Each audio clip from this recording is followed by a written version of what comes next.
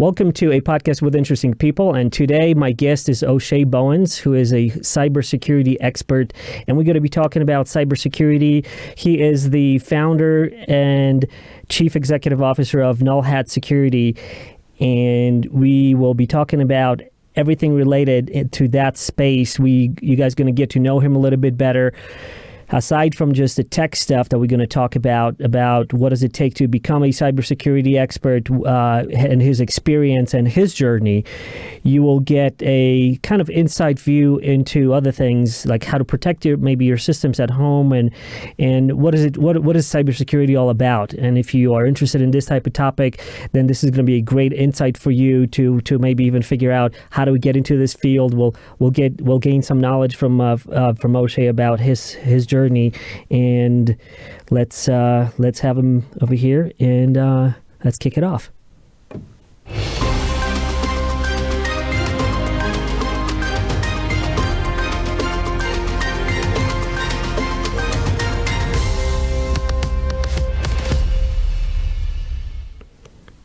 Hey, welcome, O'Shea. How are you, man? Good, man. How are you? Good. I love that intro.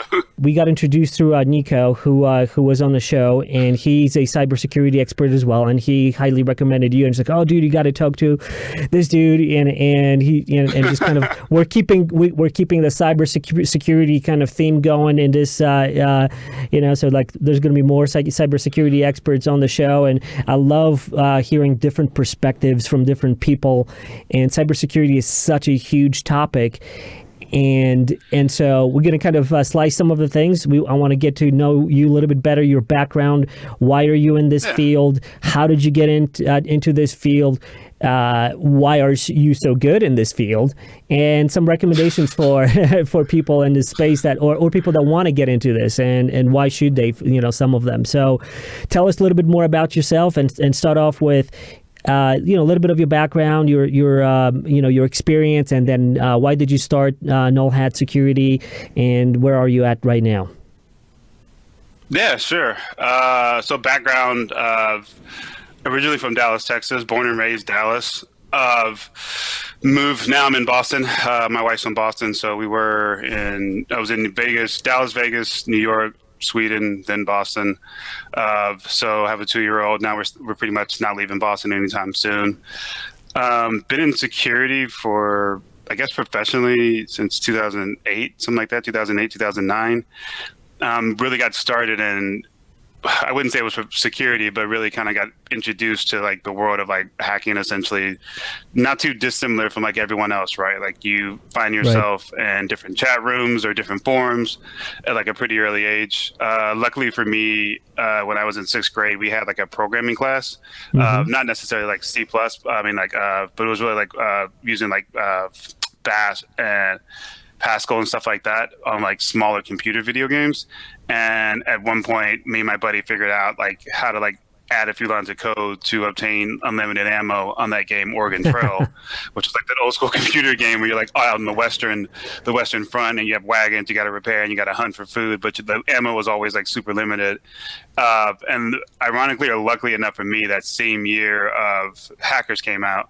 So like I remember like it was yesterday. We were walking to my buddy's house to go play Star Fox on N64, and he was like, "Hey, my mom bought this movie about like guys that are doing stuff on computers." And I was like, "All right, cool, yeah, what's it called?" I was going to his house anyway. It's like my best friend. That was like the routine. We go to his house, play N64, like 6 o'clock. I'd go home, do my homework. But the movie was called Hackers that his mom had bought, and I saw Hackers like I was maybe like 12 and a half, 13. And that kind of just opened a different world, at least for me. Not really from a technical side just yet, because I still didn't know a lot. I still don't know a lot, but I did know a lot at that point. But around that time also was when bulletin boards were still fairly popular. We're talking about like 97, 96, something like that. Right. Bulletin boards are still fairly popular, but AOL was becoming like fairly big, and I just looked for hacker chat rooms in AOL, to be honest. And I got pushed into like a couple different rooms, and then from there you meet people in those rooms that are like, oh, these rooms are basically noobs or garbage at the time. Like, you need to come check out this bulletin board, you need to come to this other website. And then at that point, at that time in history, even still now actually, but at that time in history, I was really kind of had this weird obsession with networking. I was really curious, like how the actual internet worked. Like, how am I sitting in a chat room in Dallas and I'm chatting with this dude in Germany, right? Like that kind of like blew my mind at that point. And the more people, I'd say the good thing about the internet, like what is that adage? You know, no one knows you're a dog on the internet or whatever. Right. Like, no one knows how old you are. So as long as you're able to like maintain like a somewhat civil conversation, like they treat you like you're an adult. You know, you're like 14 and you're asking these questions around, well, what is DNS? Or how do you find DNS servers online? Okay, well, how do you like flood it with traffic or knock it off and things like that? Like, or how do you like try to reroute traffic? And like, again, I had this big networking interest, and I guess now when I think about it, when I tell this story now, like back then it didn't seem like nefarious activity. It was just more like, oh wait, what could I actually do? Like if I know what DNS servers like my ISP used at the time, you know, what could I do to try to like grab traffic or intercept or try to like knock it off? Like it was like weird stuff like that, right? You're just curious. Of course, now that's like a crime. Yeah. Different times, man. Different times. Yeah, no, it was right before 2002. So like it wasn't until I got to like high school where I started to learn like, oh wait, people go to jail for this stuff. Like because you see that like in the movie, even in Hackers, like they what's his name? Not Freak. The other Joey goes to jail. And the other guy, no, Joey gets interrogated. What's the other guy's name? The other guy with the long hair, I forgot his handle, but he goes to jail. But then I was like, that never registered until I was like in high school. And then you start reading these stories around people getting arrested, and it's like, oh shit, this is real. Right, like people actually get thrown in like jail for this. So that was really what kind of put me. On my side, the movie that inspired me. So I'm a little bit older than you are. So a little bit before Hackers, War Games was the biggest thing that kind of like was in my world, and I was like, dialing in, modems, dialing in straight into a system, and then password hacking and things like that. Super rudimentary stuff. But then like Sneakers came out with Robert Redford and the whole ensemble, and that was pretty interesting in terms of like encryption and cryptography and like what is that and getting into systems. And I like that movie because it kind of combined the physical and the computer hacking, as which you got the physical access, and you have the remote access, and they were kind of combining everything to get into these systems, and that was actually kind of cool. And so a lot of that stuff kind of is what I grew up on and got inspired. But I love your story about games and like kind of tweaking the settings in the games or hacking the code, like basic just figuring out how to modify games to unlock certain things, or that's kind of like what hacking was all about, figuring out like how does this stuff works, and that was like non-nefarious. That's why I love what's happening kind of now, where the word hacker, I think, is slowly being reclaimed from this, hackers, this, cybersecurity attacker, and more people are calling them, cybercrime or cyber attackers versus hackers, because we want to kind of reclaim that term a little bit, because hackers originally meant people taking things apart just to figure out how the heck this thing works, and then putting it back together, and like, wow, just curiosity. And so it's cool to hear that you have that kind of background, like just when you were younger, just trying to figure things out, because I think that's what's driving a lot of security, cybersecurity experts and computer scientists and in general, like, geeks like us, where we want to take things apart. We want to see what's on the inside. Well, how does it work, and learn it. And, that lets us grow, that lets us figure things out, and it's a wonderful thing, and I love it too, and I have some of that in my past as well, and I cherish those moments. I was on not to like talk about another podcast, but I went on Security Weekly like a couple weeks ago, and we were just, everyone's talking about how they got started. Right. And of course you're like, well, I did stupid stuff. They're like, oh, the Bob years. Everyone has Bob years. So you just say, that wasn't me when all this weird stuff was going on in my life. It was Bob. Right. I couldn't control what Bob did at the time. So like Bob was the one dropping logic bombs at school. Like that wasn't me. So from that point, so that was kind of like the inception of like how you got into it, and those were very interesting days when you had to dial in these these bulletin boards, and knowledge was not as accessible as it is right now. I mean, there were some certain channels. There was like the 2600 magazine. There was like all sorts of things that you could kind of learn from, right? But then, like right now, there's just like so much more, and it's just so accessible, and it's just, it's formalized a lot, right? There's like courses you can get master's degree in all of this, and it's just like we're in a different age right now. And so take me through like how did you progress from like that, that curiosity and just, hacking small things, figuring things out, and then was that a straight path for you from there to where you are, or did you do something else in between and then get back to it? Like, paint that picture for me. I mean, I kind of let it die down like around junior year of high school, because I had football, I had soccer, and that was like eating most of my time. Then of course you start dating girls or whatnot, so that starts to eat into a decent portion of your time. And it wasn't really until I went to college originally for fashion design, because I still had this idea of like how cool it was for fashion in regards to like someone wearing your ideas. Like that's still really cool to me. Like you can design something, and even if only like 10 or 15 people wear it, it's still like they're wearing something that you made, right? And I just think that's like awesome. That is so cool. And it wasn't until like, yeah, it's a weird. I mean, of course, everyone wants to sell like clothes and be like a name brand designer, and also like, if I'm being honest, a lot of the classes I was in for fashion design in college, it was all women, and it was very attractive women in classes. So it was like me and maybe like two other guys, and it's like 30, 40 women, and that's like pretty much most of your classes. So it was like, this is pretty boss. Like it was just like really, it was nice, And so what brought you back? Well, really, I started to at this point, like I mean, it's not to go like weird, but like I went through like a breakup, and at that point, I started to spend more time like online. And when I think about it now, it actually correlates to like how I got better technically when I was younger. Because when I was younger, I had like my best friend, like the guy I mentioned I saw hackers with, and we were in Dallas, and he moved to New York, and he was like the only person I actually hung out with like through like elementary. And when he left, I was pretty much like by myself, so I didn't really associate with anyone else. But I was online a lot. And when I was online a lot, you start to pick up more things, right? When you're spending like 6 or 7 hours a day online after school, you learn a lot. And that's basically what happened again. Like after I had this like breakup after like a multi-year relationship, I got back online, just kind of seeing like what had changed at that time. I think I went and got like Hacking Exposed 4 or something like that, just to kind of see like what else was going on. Some of the rooms I was in, of course, were gone, but then I still knew a couple different people that introduced me to some other rooms. Like it's like that cycle starts back up again. Right. And in that year, I started to work for a friend of mine's brother's company, doing like IT stuff. And then I was like, screw it, I'm going to try to find like a security job. And this was like 2006 area, probably like 2006, that time frame. And there weren't a lot of security jobs in Dallas, especially like if you're like a college dropout. So there weren't a lot of jobs. So I did networking for like a year. And then, I tell this like story of how I got like the first job I had for security. It was kind of stalkerish, but essentially what happened, AT&T and Metro PCS were in the same courtyard, headquartered in Dallas, or actually in Richardson, Texas, right outside of Dallas, like a suburb.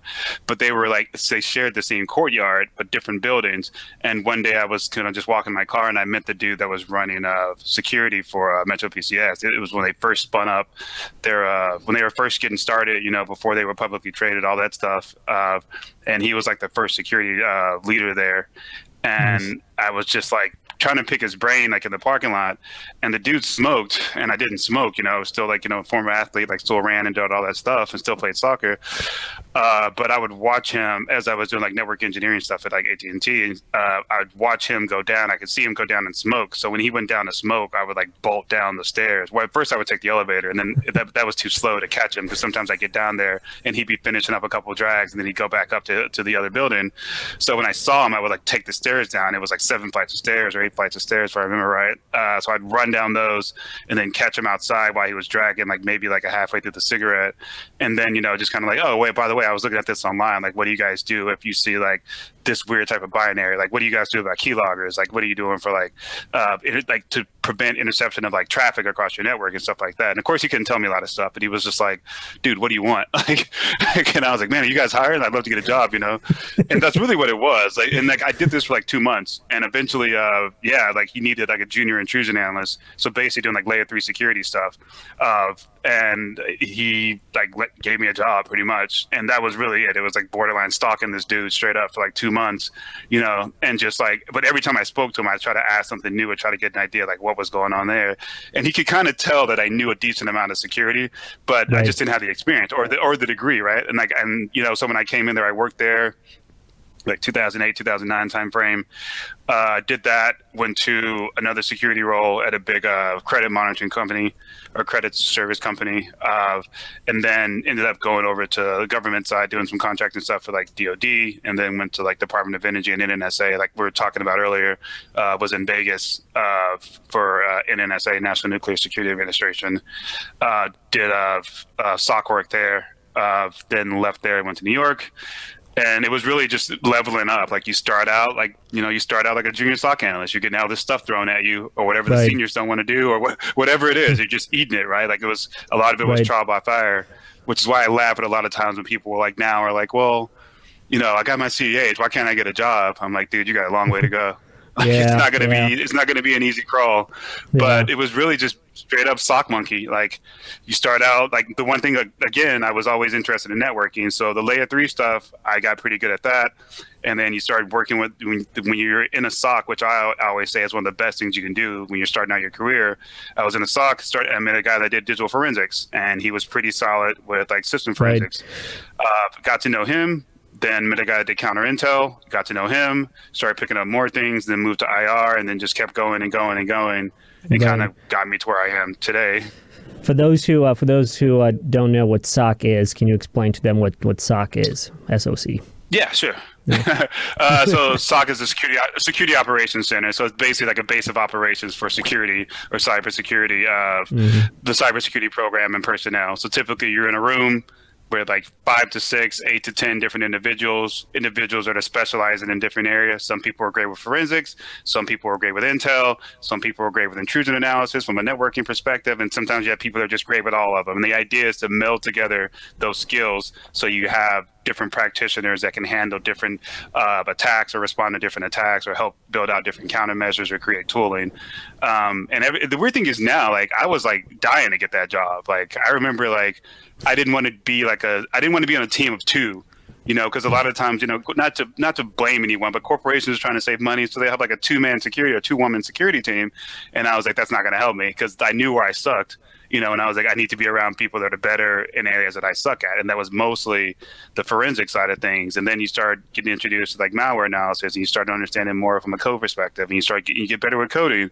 And I was like dying to get into that. Now I see like, I don't know what's going on the last 2 years. Guys and people are like, I don't want to work at a SOC, I want to do fun stuff. I'm like, where are you hearing that it's not fun in the SOC? Like it's like the most fun you could possibly have. Like you're surrounded by these characters 5 days a week, The security and cybersecurity in general, people have to understand that in order to because we're sort of like right now we're using one word to just say cybersecurity, but it encompasses pretty much all the components that allow for information to travel throughout the networks and systems. So it's networking. So it's like how systems talk on a network.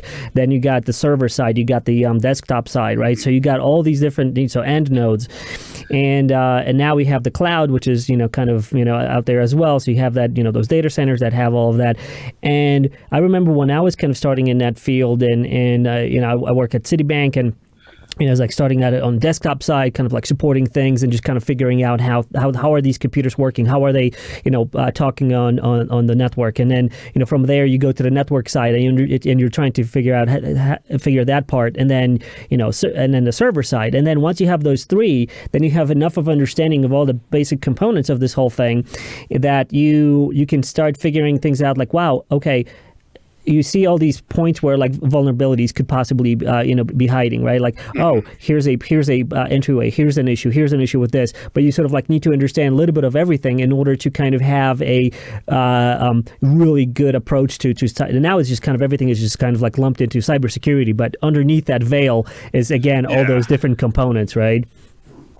Yes, I love that company Trail of Bits. Like I remember when I was coming up with Null Hat, I was thinking of a name, and Trail of Bits did come to mind. And then, of course, I was like, oh, wait, there is a fairly successful company that has that name. But that's really what it is when you think about it from like a problem-solving perspective, right? You're looking at traffic, or like in my mind, it always has to start at like a layer 3 perspective, right? Like somehow you have to land on the box, no matter what else happens, unless they have physical access to it, where they can leverage some type of medium where they can either attach a USB or whatever it may be, or hook into the actual board. Like they have to like go across the wire, and you're looking at what's coming across the wire. Then what happens once from the wire, that binary lands on a machine, right? So you have malware that starts in transmission, lands on a machine, it executes, or somehow the user finds it, accidentally executes it, and then that creates another hook back out, right? So whatever happens, the attacker wants to get in, and there's something they want, and they got to get back out. So if you focus on like the layer 3 side of things first, which is what I recommend to most people, like understanding networking. Right. Everyone's different. Layer 3 networking. Yeah, sorry, OSI model. But I have friends that started on the sysadmin side, and they swear by, starting as a sysadmin. So like when we have those arguments or whatnot, it's not really an argument, just heated discussions. but it all kind of melds together at some point. I think that's what kind of complicates a lot of things you hear about jobs or the market right now for cybersecurity. Because if you think about it from, like, I look at my background, like at one point, I was doing attacking stuff, but most of my career is always, pretty much all my career has been defense. But when you're attacking, the logic kind of goes out the window, because there's not like a standard process that you're following when you're like going into when you're attacking, especially when you're not like an advanced attacker, right? Like I don't mean like working for 3 agencies and doing exploit development. I mean like you're a teenager or you're in college and you're popping websites, or you're getting access to different servers across different organizations, right? You're trying to find a way to get in. That's only up to that's up to your process and the steps that you take. It's a bit different when you're coming into most of the roles, because most of the roles in security are defensive based. So when you're coming into those roles and now it's time to defend, I think that's where people kind of have to take a step back. So like, oh wait, well, what do I do now? And then that's where I think this mantra comes of like, oh, I want to do pen testing. I want to do pen testing. And I'm like, well, yeah, pen testing is great, but that's a small fraction of like all the roles in cybersecurity. Most corporations are focused on defense. They don't need a lot of pen testers. They need someone to defend their stuff. You know what I mean? Right. So it's really thinking like, how do I take what I've learned from an offensive perspective and apply that to defense? And I think that's where that disconnect is, because you have so many younger individuals. I'm 36, so like I age myself up a lot of times, but you have so many people that are young that are just like, I just want to attack. I want to do pen testing. How can I get a pen testing job? And it's like, no matter what happens, even after your pen test, you're still going to have to give some remediation back in a defensive manner. So you should probably start looking at defense. Like we have a decent amount of attackers out there. If you're worried about, really trying to not to go like in a pitch, but if you're looking at trying to make a difference, and I like to think of myself as like a defender across like the internet, not just like a company, right? Like I look at, there's certain stuff I don't like to see online, right? Like, so, so like what can I do to help spot that out or help someone else kind of beef up their defenses, right?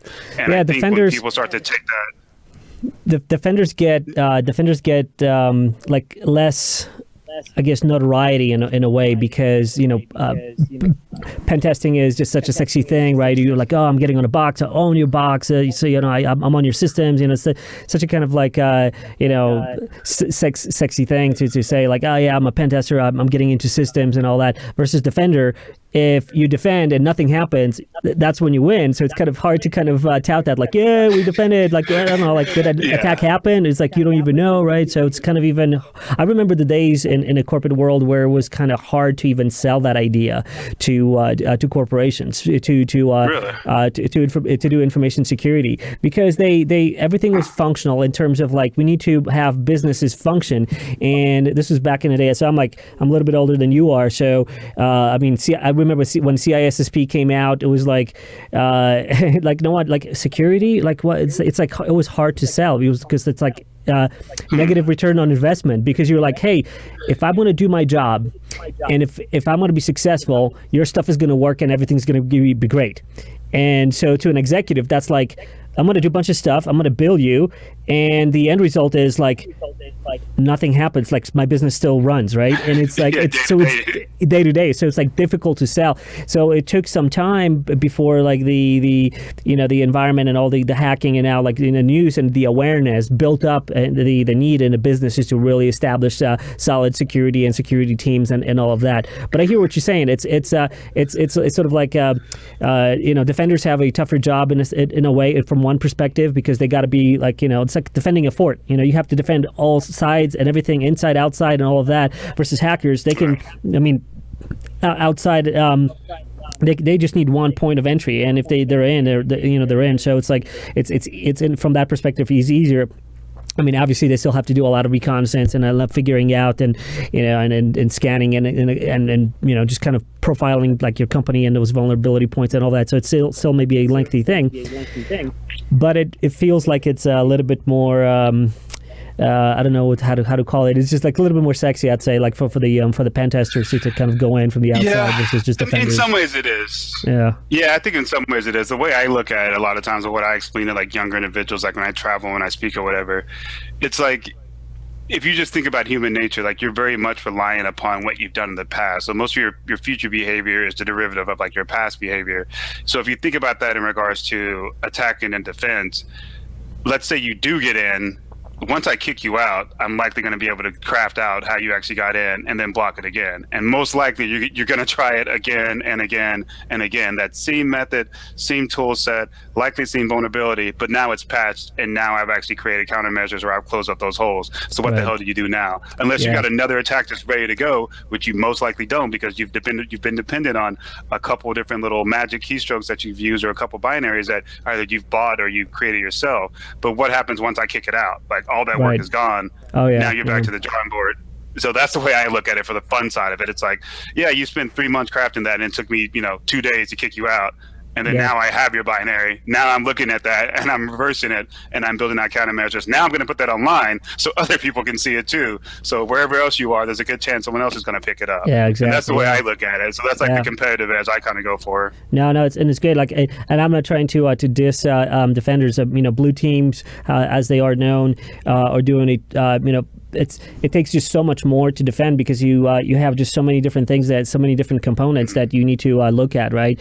The networking side, the desktop side, the server side, and then of course the self-test part, which is humans, right? That's the the human in the middle is always the biggest problem. All the phishing and all those specific crafted attacks at individuals that allow that initial footprint, that foothold in companies, and from where they kind of pivot and get in and so on. But tell me more about like what's going on in the world right now with like security, where you are and what you're doing. What are you seeing out there that's either novel or different? How is cybersecurity doing right now where you are, and the biggest surprises maybe that you had and like developments of new things that are happening in this domain? So one of the things that's actually, it's a funny question, because last week I was, or two weeks ago, was it 2 weeks ago or last week? It's all running together. But anyway, I was at the SANS Blue Team Summit in Louisville, and I'm also on the advisory committee for the SANS Blue Team Summit. So my talk was like the one that was like ridiculously far left, but what I spoke about was really, so from this one area of security, or two areas of security, when you think about monitoring to detection, and now you're adding in response, right? So you're looking at how can I actually respond adequately and actually defend myself against attackers by fighting back, by analyzing malware, creating countermeasures, performing forensics, But one of the things I've noticed over the last year and a half, or really last year, was really incorporating application security and DevOps into security operations. During the daytime, I work for a company called Toast. We're a point of sale terminal company based in Boston. Definitely kicking butt. We got like 20,000 customers, 30,000 customers, and these are all like you're at a restaurant, you want to swipe and pay for your meal, or you can leverage those devices for like inventory as a restaurant owner or sales analytics, payroll, things like that. But when I interviewed for the job at Toast, sat down with the CTO and the CIO and some of the senior membership there, one of the questions they had was really, once they explained the kind of tech stack, and this isn't just necessarily specific for Toast, this is a lot of SaaS companies, especially companies that handle payments, was really, what do you do when you have to really place visibility or eyeballs on the DevOps side, and then how do you kind of begin to move that left for application security? So like myself, like I said, I've been mostly in the SOC, mostly doing defensive work. I'd never really had to focus on AppSec because there were other teams to do that. And I think the shift that's happening now, specifically with more companies moving towards cloud leveraging containers. Yeah, leveraging containers, But now you have to incorporate kind of the CI/CD pipeline with Ansible, Docker, Jenkins, Terraform, whatever it may be. All those different pieces of software or applications that make a company, that places a company in a position where they can rapidly deploy applications, deploy features, spin up other servers to handle like load balancing across like more users. That's a different area of security that is fairly new to me, at least, and I think it's fairly new to the community, because typically this isn't something to where if you're in the SOC you had to worry about, because again, there was always AppSec, and then there was either system administrators or now DevOps, right? But now I think, when I mentioned the SANS thing, what I spoke about was really, it's about that time for, if you're a defender, to start learning more on the DevOps and AppSec side. I'm not saying you need to start coding from an application security perspective, but one of the things I preached during the presentation was you need to get to a point where you're comfortable taking output from either DAST or from DAST tools, dynamic application static analysis tools. So think about a barcode that you run a vulnerability scan against an application, and then it gives you more and it gives you input around, okay, well, this may be vulnerable to a local file inclusion vulnerability or some type of CRF vulnerability or OWASP stash. You don't necessarily need to go from a static analysis perspective and understand code like bit by bit, line by line, review all the code to understand where the vulnerabilities are, because that's a bit more difficult. It's going to take some time to ramp up there. But you should be thinking to do, at least from my opinion, is looking at the output from these DAST tools and moving that left and recreating these vulnerabilities within your environment, whether that's Burp Suite or OWASP SaaS or a Metasploit, and then determining what actually sticks from your traditional pillars of security. So that monitoring, detection, and response side of things, you take those vulnerabilities, run them in your environment. So you're essentially attacking your environment, and you're looking at what actually sticks. So what logs were actually changed, what signatures were created or hit as we're testing these vulnerabilities, what was missed. So if something was missed, can I go back and look at some of the logs across Apache, or maybe some of the application logs, and determine like, hey, this is where we need to focus our efforts to build out signatures and countermeasures, right? And I think that's where a lot of this is going over the next 2 to 3 years, because more companies are embracing, not only are they embracing SDLC because that's apparent, because they have application security there. Now they got DevOps guys and girls that are doing all this crazy stuff, deploying these containers, rapidly deploying images via Docker, and security is not totally baked into that. Even with the Docker perspective, you look at the last year or so, how many vulnerabilities have popped up just specifically for Docker, right? So out of compliance or out of patch management, Docker systems that are running, an individual attackers can now they can gain access to that via some RCE, and then what are they doing? They're dropping their own image in there, or they're taking your image, recompiling that, dropping some type of backdoor, some binary in there that kicks off the second you push that image to the cloud into a container. Now that container's running, and automatically they have a hook in. And that's not something we thought about years ago. At least I wasn't, because I'm pretty blunt on it. It's like I wasn't thinking about that stuff years ago. And it wasn't until, I started to just like dig more and more and like build out Docker labs inside of my home. I've been building out a cyber range product for Null Hat, and I had to learn more on the AWS side. So I was looking at like, okay, how do I leverage like Terraform to automate some of these deployments across the environment, to spin up like lab environments. And when I went over to Toast, I sat down with everyone there. It was almost like some of the stuff I'd been thinking about a couple months prior became like eye-opening, because now it's a chance to actually do this in the real world. And I had never run across a security position that was like, hey, yeah, you can do your traditional security stuff, but we have, our application to worry about. So how do you protect that? And that's the area that I think a lot of this stuff is going. So when you mentioned the new area of security or new findings, I think that's what's going to happen over the next couple of years. You're going to start seeing the shift left. We've heard this before over the last 2 or 3 years, the idea of baking security into the software development life cycle, but most people don't have software development backgrounds, right? Like a lot of people in security, they can code a bit. Like myself, I can write some Python scripts to do like some tasks really fast, but I don't sit there and bang out Java to build out like full-on applications, right? So how do you begin to change your mindset from, okay, great, we have whatever next-gen firewall, we have some type of endpoint detection and response tool, some EDR tool, we got CrowdStrike, we got Carbon Black running. Okay, great. We protected our perimeter. We protected our users. Maybe we got a couple agents on servers. We have an idea of what's going on there. We have some telemetry going on. What do you do about your application, which is the main driver of income for the company? What are you doing to bake in with DevOps to determine what the heck they're doing and they're operating in the most secure fashion? And that's like an area that's like super fascinating to me, and that's mostly where I'm spending. Outside of Null Hat and developing the cyber range, I spend most of my time trying to learn more on the application side and a bit on the DevOps side. So I initially wanted to slow down and define some of the acronyms that you mentioned, but I think I'm just going to make a blanket disclaimer right now that this. I apologize, people. I think this is not going to be 101 cybersecurity for everyone. So you have to have some kind of knowledge, and maybe we'll put some things in the show notes what some of these acronyms are, because we can't expect O'Shea to explain all of this within this podcast, because that would just take 2 weeks, and because it's just there's just a lot of stuff that you would need to know, a lot of building blocks. I can simplify it. I can simplify it. So 1 minute simplification. If you think about application, give it a roll. Application. All right, it's 10:54, so let's go 10:56. You think about application security and how you determine where your application is vulnerable. There's usually a scanner. Either the scanner is looking at line by line, code by code. Code line by line to determine where vulnerabilities are. That's your SAS, static application security testing, and then you have a vulnerability scanner that runs against the application as it's actually running in real time, and it's looking for vulnerabilities, and that's dynamic DAS, or dynamic application security testing. If you're a defender, looking at DAS or dynamic application security testing is something I would recommend to begin to understand what's coming down the pipeline. And then from a DevOps side, there's different automation tools that DevOps leverages to rapidly deploy Linux or Ubuntu or Windows, and they use tools like Ansible, Terraform, Jenkins, Docker. Understanding how those work and then understanding where the potential vulnerabilities are within those is important. Boom.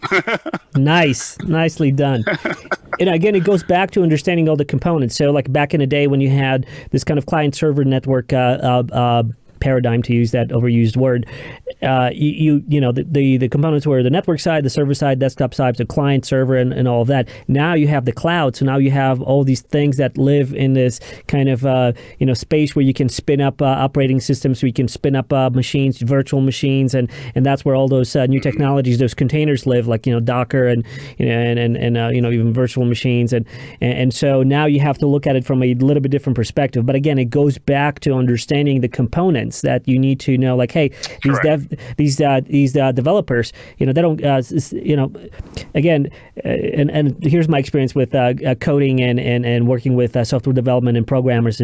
Again, bottom line for the company is to make a functional product. Security is almost always a secondary thing. Now it's getting more and more baked because some of the tools support certain things that before you would just have to be knowledgeable to look at. Like how are you looking at input validation? How are you looking at all these different things? Now you have some tools that can help you out with that, and kind of like as you're coding, you can kind of embed that in and think of it on the run, so it's already happening while you're coding.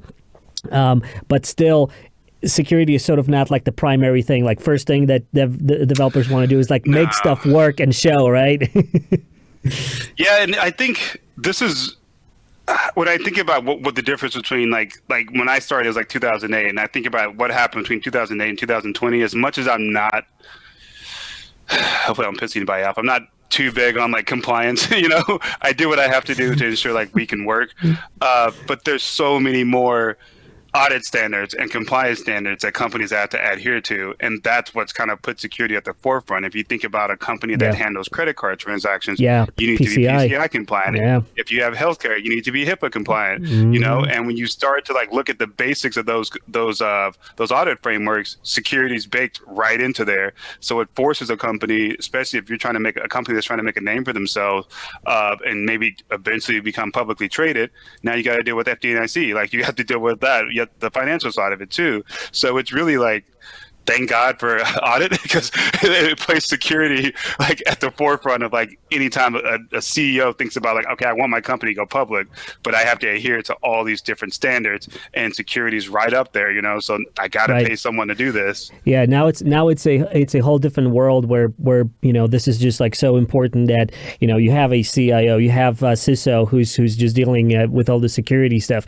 Back in the day it was like function first, and then let's make sure that everything works. works. But like you said yourself, like, because of all these compliances, these regulations that are, PCI, you have to deal with, like, well, how are we going to do data leak, DLP, data leaking prevention stuff? So like, and then so now it's a little bit more baked in, like you said, and so that's a good thing, because it's not an afterthought. Because like if you want to have a secure product, you want to have security baked in from the get-go, and not trying to glaze it over at the end.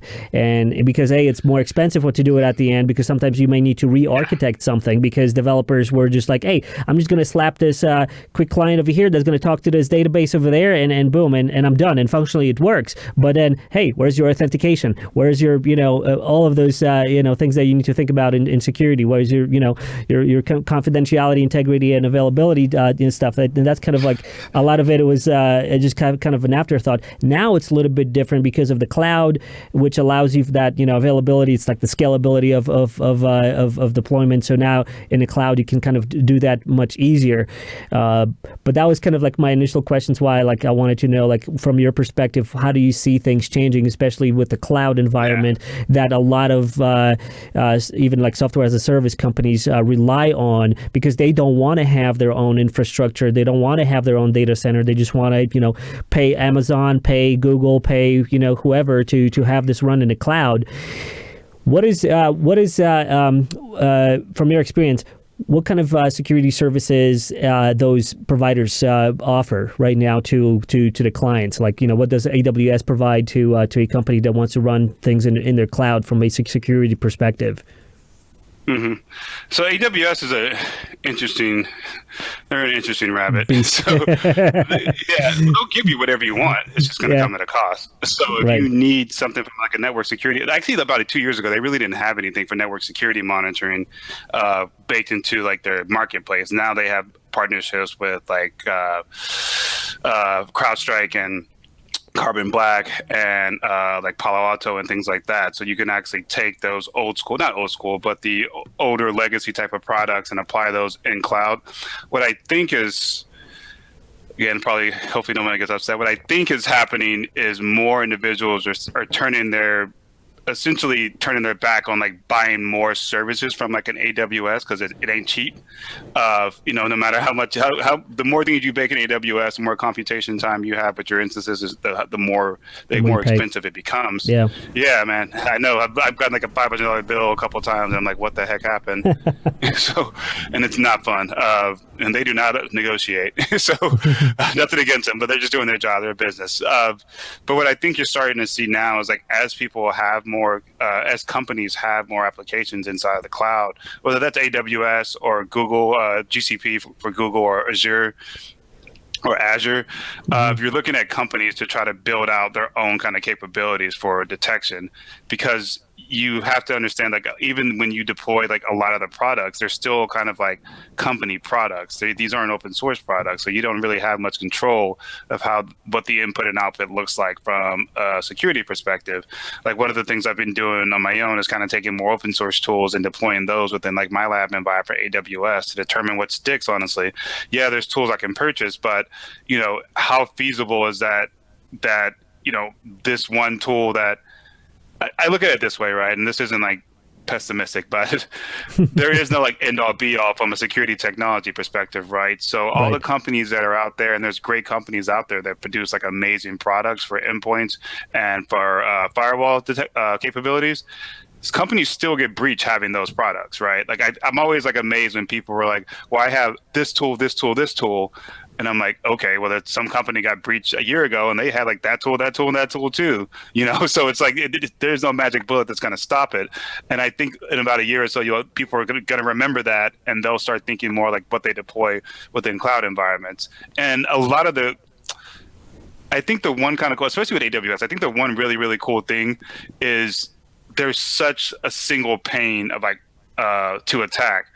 If, let's say, you were able to gain access to, somehow you gain access to a container, which is, now you're just basically inside of a Ubuntu environment or a Linux environment. if the security groups are locked down and VPCs or virtual private container groups are locked down, which are basically like how you route traffic or how you limit traffic flow to different areas within AWS or VPCs. And if your security groups are locked down, which basically states, only these members with these IPs can communicate with these members with these IPs in this part of our environment. When you have those things locked down, their attackers are kind of stuck in a sense. They can maybe trash that box, but if there's no way for them to move laterally or to like even communicate with the back end or some database where they can get to some type of sensitive data, critical data, you kind of win, right? So if you take the security best practices within AWS and you implement those from like a policy procedure, like IAMs, identity access management, you're locking down what users can deploy, what users can have access to certain boxes, what type of rights they have on those boxes, who can actually create VPCs. You're leveraging in a free tool. CloudTrail is technically free with AWS too. Like you're leveraging something like CloudTrail to like for log monitoring. A lot of those solutions can kind of get you fairly far before you even have to think about buying a security tool to implement inside of your cloud environment, right? I can't speak too much for the GCP side because I'm not as familiar with that. I'm trying to pick it up, but AWS is where I spend 90% of my cloud time. But I think what will happen over the next couple of years, like one, there'll be more tools on the marketplace for AWS from a security perspective, but also you'll begin to see people begin to create more open source tools, just leveraging what AWS gives you, to be honest. And now they have BPC peering or traffic mirroring, which is like the one thing I figured out like maybe October, November of last year. So now I can throw, Security Onion or Elk inside of an instance in AWS. I can forward traffic to those specific agents, and now I can begin to monitor and run heuristics against like different types of traffic across different areas of the environment. And that's all open source. That's free. The VPC mirroring, there's kind of a cost there because you need bigger instances. You can't run those with the micro instances that AWS gives you for free. You need like those A2, 3X, whatever. The ones that have like 4 CPUs and 2 NICs available, 2 network interface cards. So I think what you'll start to see is more people leveraging like what we've been doing for years with open source tools and security, like thinking how the heck do I place this inside of, not just AWS, but GCP, Azure, things, DigitalOcean, whatever it may be, because they're like, I'm not going to pay a vendor. If you're a small business, like Null Hat's a small business, right? I do like consulting stuff and training and some nonprofit work. I can't afford to get, a Carbon Black in there for like my small little environment, right? Like, it would be a huge cost. I have to have someone else to deploy it or whatnot, but I can take what I know for Security Onion and deploy that in AWS because I've used that for so long, and that's all open source and free, and there's a massive community that supports it, right? So it's really like I could be totally wrong, but I think it'll be like that shift of like what we've been doing for the last 10 years, leveraging open source tools to help us in labs or help us with researching, or help us when you have a much smaller budget for security. Like I've been inside of corporations where it's like, we can't afford ArcSight, but I make a pitch to senior management, like, well, I can bring in this open source tool. You give me 1 or 2 people that can help me support it, keep it patched, keep the agents flowing. I think we can get away with saving about 80 grand. I need about 10 grand of like startup or runway money, to get the servers in place or whatnot.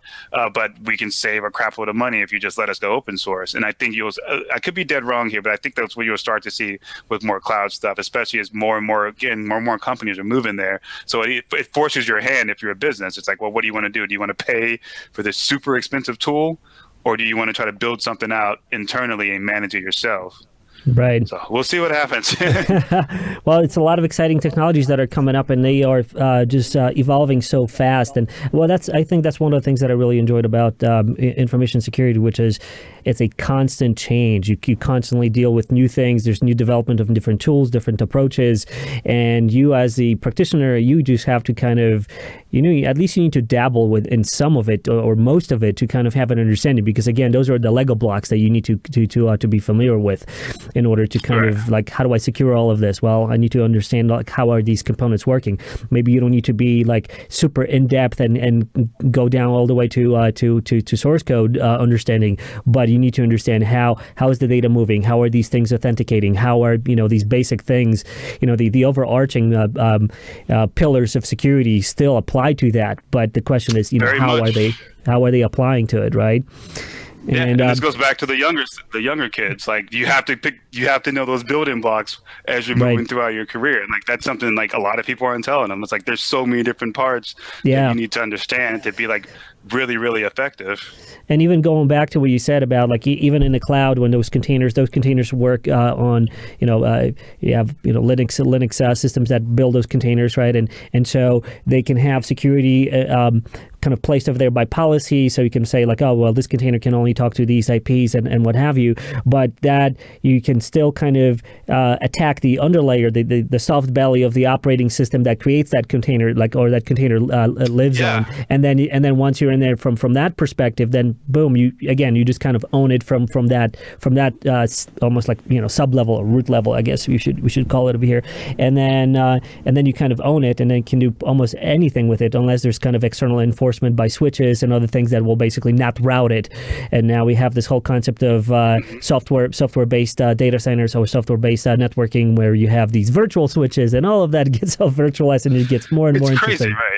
It's crazy, right? No, it's nuts. Like I love it because it keeps. I mean, I don't know. I like a challenge, so it's either you embrace it or you fall victim. That's the beauty of it.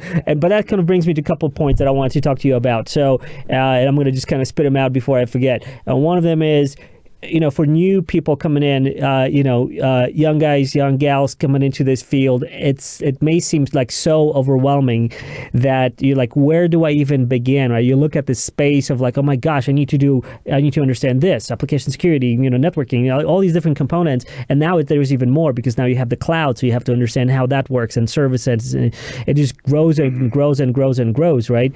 So what would be your advice on that? So that's question one. Two, what do you see in terms of machine learning and artificial intelligence in terms of helping the defenders to notice patterns, figure out like malicious activities, and in the past we had IPSs, IDSs, intrusion prevention systems, intrusion detection systems, looking for patterns on the network, like what does a actual network attack look like, and kind of discovering those, and you mentioned heuristics as well.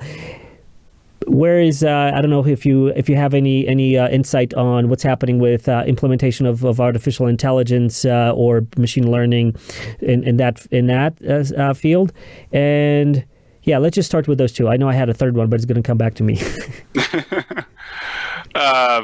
So for the first one, in regards to, I guess, advice, what I recommend to people is twofold. One is find the area that you're most curious about in security. It's super convoluted. It's super vast. You don't have to, maybe it's pen testing for you, and that's great. But which area of pen testing? Is that, web app? Is it network? Is it systems?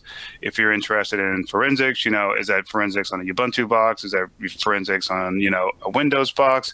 If you're into like malware, like, are you looking more towards exploit development? Are you looking to write malware? Are you looking to reverse it or analyze it to help build out detection capabilities? Like, there's so much. I always say get hack and expose. Like, it goes back, like that book has like 7 volumes or 8 volumes for a reason, right? It's valuable. Right. Like if you don't know anything, get hack and expose and spend like a couple months just legit going through the chapters, building out a lab environment, which goes to my point number 2 is no one's going to do this for you. Like, nothing pays like hands-on. You can watch, all the YouTube videos in the world, but if you're not actually applying this, hands to keyboard, it's going to be really, really hard to convince someone to give you a shot. Right. And this is where, I have nothing against certs. I think like there's awesome certs out there, but this is where I think the gap or the disconnect is with like the younger individuals. Cause I run across a lot of individuals at conferences, or they hit me up on Twitter or LinkedIn, and they're like pissed. They're like, well, what the hell? I got my CEH and I can't find a pen testing job. And they're just like, oh, all right. Well, one, you're talking to the wrong person. I don't do pen testing. But 2, like, what else are you doing besides, the cert? Like, what are you going for afterwards? I'm not saying you have to go down that route of certs, because certs ain't cheap. But at the same time, you have to understand that practical experience outweighs the cert. The cert's an add-on to practical experience, but you know, you get different people that argue this. You know, I'm fine to have that conversation, but I think the most important area is kind of realizing, like a good buddy of mine just did this, right?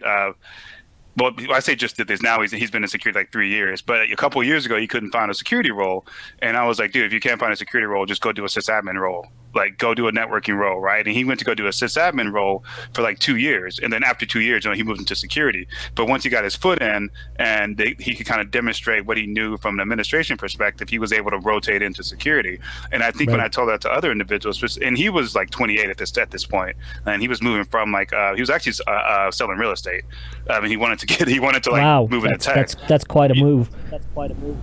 Yeah, I think, you know, not to say like the money stuff is what drives people, but I think at his point, what he said was like, he's like, I was showing all these cool houses to people, and I'd meet people, and I'm like, oh, what do you do? They're like, oh, I'm a programmer, or I'm in, you know, some area of tech. And he was like, all right, this dude works from home. It sounds like he's doing cool stuff, and he's kind of a techie himself. Like, you know, he does like he likes little gadgets or whatnot, you know, but he just didn't imagine himself like in the role. And I'm like, I was like, you can do it, bro. If you can sell houses, you could probably, you know, learn some technical side, right? You know, like if you can do that, you can apply yourself to that. You can apply yourself to some administration tasks, and you can probably get pretty good at like running a Unix system. But anyway, what I was saying was like, you know, if you're not finding the security role that you're looking for, maybe go into another discipline that's maybe outside of security, keep tooling up, and then move over. Because if I'm like right now, like I'm hiring at Toast, right? Like if I were to see a resume for someone that has, you know, maybe a couple of years at either networking or a couple of years at DevOps, and I speak to them, and they have a decent idea of security, and they have the technical chops already, like I'm much more likely to give that person a shot versus someone that really isn't doing anything in a technical role, but they have like a cert, right? Like, so I want someone that has like that practical experience. Yeah. And again, it's nothing against certs, but I think what's been I'll say it for you, man. I'll say it for you, man, because I got no dog in this fight. You know, like I remember like I did my CISSP, which is not a technical certification, but it gives you a good overview of like these, you know, it used to be 10 domains, now it's like 8 domains, which gives you like a sort of like an you know, these pillars of security that you have to look at, and those things really don't change. You can kind of combine them, and that's like I think what's happening right now with CISSP. And I got my CISSP like in 2000, you know, like it barely like came out, and so like I had like 4,000 something certification number, and that could have led me into like a bunch of other certifications, and you got to realize that there are some things that don't change, like defense in depth will always kind of be the kind of methodology, regardless of technology, but then you have these very much hands-on certifications and training, like, you know, SANS, like you said you were involved with that. So SANS has a lot of great stuff that's like really hands-on, that you go in and you will come out, you will know your stuff in terms of at least it will start you on. And what the beauty of doing these things right now, even though they are overwhelming, a lot of things you can literally, like, you can build out your lab in a virtualized setting, which back in the day you had to like build your, like I had to buy Cisco routers, I had to hook everything up and everything.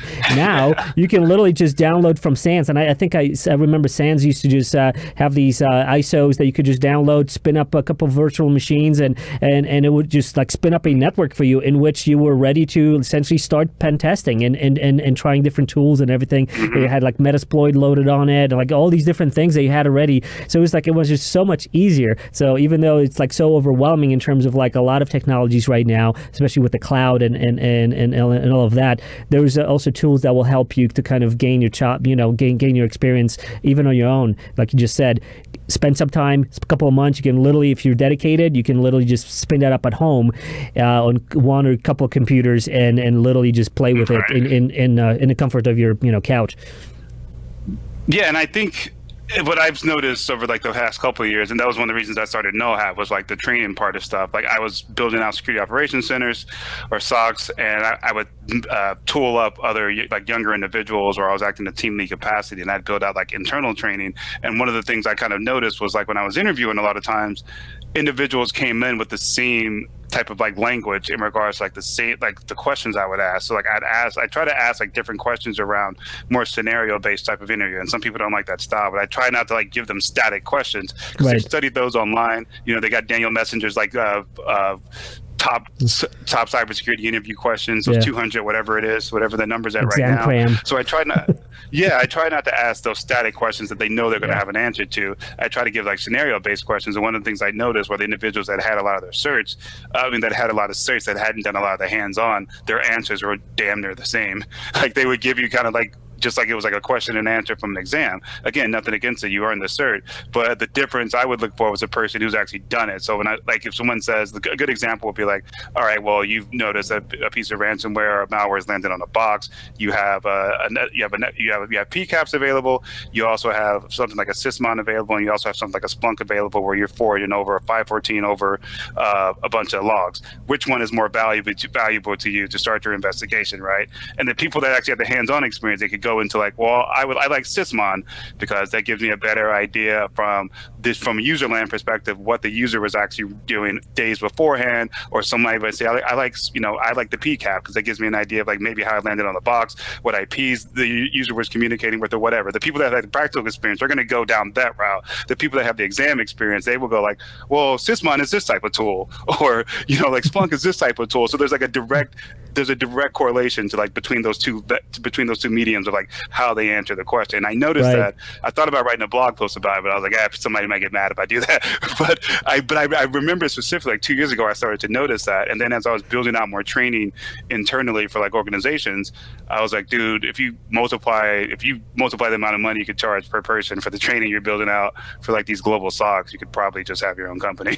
Yeah. Like it may make sense just to build your own company. And you bring up a valid point, and I see, and that's what I love about IT and software development in general, because it doesn't matter what kind of education you have, like what kind of degree you bring to the table, because this is a space in which you can really test someone's knowledge practically. You can put them in an environment and you can tell them like, here's what's happening, give them a scenario, and then let them loose and see what they do. And it doesn't matter if you have MIT, PhD from MIT or whatever, or if you are such a dedicated person that really has a lot of practice and built a home lab and just practices this and is experienced from like those real scenarios, and was like, hey, like let's say you're a red teamer, you drop an implant and now like you lost connectivity, like, oh shit, like what happened over there? Like this is real stuff that happens in real life, and if you just read it in a book, it doesn't translate, right? You don't have that experience.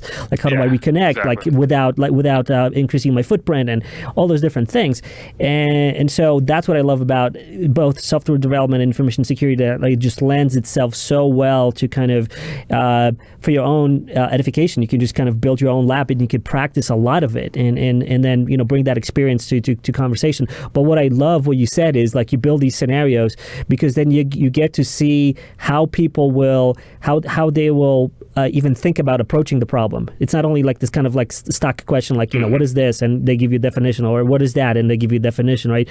Because let's be honest, not everybody knows all the answers to the problem, right? So it's not only like how, what would you do, but like how would you approach it? And take me through your thinking process, because like even if you're like, oh, you never seen this before, like how do you approach this, right? So what would be your steps?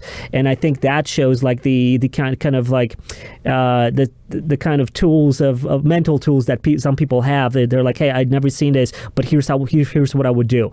I would try this, I would try that, and kind of they give you different vectors, and I think that's what kind of lends itself, as opposed to a lot of other disciplines in which you do have to have a degree because it's such a soft science, or it's such a it's not as easy to test someone, versus with in security and programming you can really create these specific scenarios and really have an insight to like how these professionals or starting people, how are they thinking, how are they going about solving a problem, because in the end it really is solving a problem.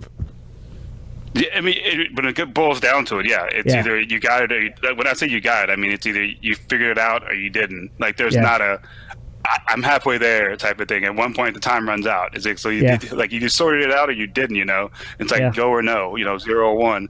And that's what I really love about the field. I mean, that's why I know you mentioned diversity area, but that's why I think it's so important to actually like have that aspect of diversity baked into companies, because you need different people from different backgrounds. Yes. If you take a bunch of guys from Dartmouth or MIT, obviously those are 6 schools, but if you take a bunch of people from the same kind of like background that have the same education, they're likely going to approach the problem solving aspect in the same manner. Specific, and that's where and that's where the difference kind of lies. And like I think what a lot of people think about like diversity, like of course there's the race and gender issue attached to it, and you want to give everybody a fair shot. But I use like the equivalency of like if you look at some of our best like military like institutions from like SEALs and Green Berets or whatnot, they take everyone in at one point in the starting bucket, and it's just like some of the best make it out. And a lot of those people don't come from like super successful parents. They're not governor's sons, they're not a mayor's son. Some people are from Alabama, some people are from Manhattan. It's just like we put everyone in the same bucket, everyone gets the exact same shot, and the best of the best will rise out, right? And that diversity of thought and that diversity of like individual skill sets is what makes them great. Like if you look at the way like SEAL teams are made up, of course, like the captain is like the utility tool. Like he's the one that has good amount of knowledge, good amount of skills, good amount of historical like battle or war history in the back of his head. So he kind of remembers different scenarios. Scenarios are played out in history. Kind of makes a battle plan. I've never been a SEAL. I kind of like I look into it a lot, and I know a couple of guys have done like I know 2 Green Berets and 2 Spec Op guys. But when I asked them like how do they meet like their buddies, you're hanging out drinking with them, whatever, and it's these guys from these random places. And it seems like every other guy has like a different set of skills that they're really good at. Some guy's great at shooting, he's a sniper. Some guy's great at explosives. Some guy's great at just like electronics, right? Somebody has to be like a nurse or do like the medical side of things. Some guy's great with just like the tactical thinking of how we create a plan in entry and exit, right? Or exfil. Like you have like all those people that started in a group of like 200-300. No one was like, okay, well, you're from Louisiana, you can't come in, or you're from XYZ, or you're Mexican, or you're black, you can't come in. It's really just like the best kind of rise out. Right. And I think when you take that approach, we take that approach not just to IT security, but to IT in general. Like when everyone has a shot, you get such a better solution out of it. And so let's talk about that some more, because that's another topic that I'd love to kind of pull the thread on. You've raised really important points, and I totally subscribe with what you're saying. I work in groups that it's, again, educational level is one thing, but commitment and motivation is such a huge factor. And if someone is just has this like red hot fire motivation to do something, like, and if they will get it. They will be the top gun, because like you need that kind of motivation to kind of to push through all the stuff that you need to learn and figure out and get ingenuity on your side to kind of progress. And diversity is key, because you just never know. Like you just mentioned, like someone who did real estate and boom, now he's doing security. Like what the heck? You would think like, what? Yeah. You're just dude. You're like fish out of water. But again, it's like you have to have the battlefield, like the cyber battlefield, be the acid test, so to speak, for those people to rise to the occasion, to rise to through that training to the levels.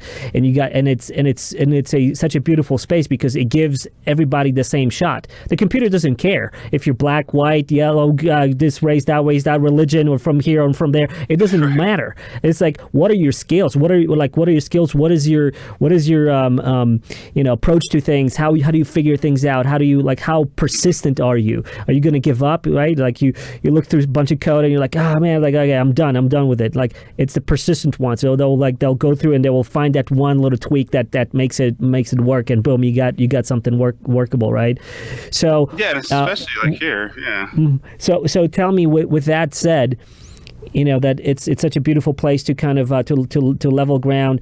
Still, some of the accessibility for people that don't, not everybody can afford SANS courses. They're like super expensive. Like you can drop 3, 5, 7 grand for for a week of training. A lot of stuff is now available online, and you can kind of patch a lot of stuff. But still, a lot of people just can't access it because there's still some costs associated with it. So how do we even out that playing field in terms of bringing in people from diverse backgrounds and cultures and races and religions and whatever to the space, and give them that fair shot at education, so that they at least have the same the same access to that education? Yeah, I think I have my answer is kind of like in 3 parts, but this is one of the big reasons I started Null Hat. Honestly, I wanted to develop a tool or an application where it's practical assessment. So you move away from answer multiple choice answers, like everything we're pushing for the range, which we'll be pushing out over the next month. It's all lab environments that are from a practical perspective. So you have to commit to the work. You have to leverage the open source tools to actually be awarded your points. And then we give you a printout of kind of like where your strengths and weaknesses are from a network security perspective or from an IR perspective. And we tell you hey, if you're not at this level because you didn't pass, you didn't meet the criteria, or you didn't pass this threshold, here are the basics that you should go back and look at. I think where the big screw up on our side is, at least from a recruiting perspective in IT, in security, is we don't treat it like the same way you would treat like a coding job, right? Like if you're going in for a coding interview, you have a test, right? And the coding test kind of determines where your actual skill set sits first. They determine if they can actually use you from a coding perspective, and then if they can't use you, it doesn't work. But if they can use you, or you're maybe below their bar, they know okay, well, we can tool this person up based on what we've seen.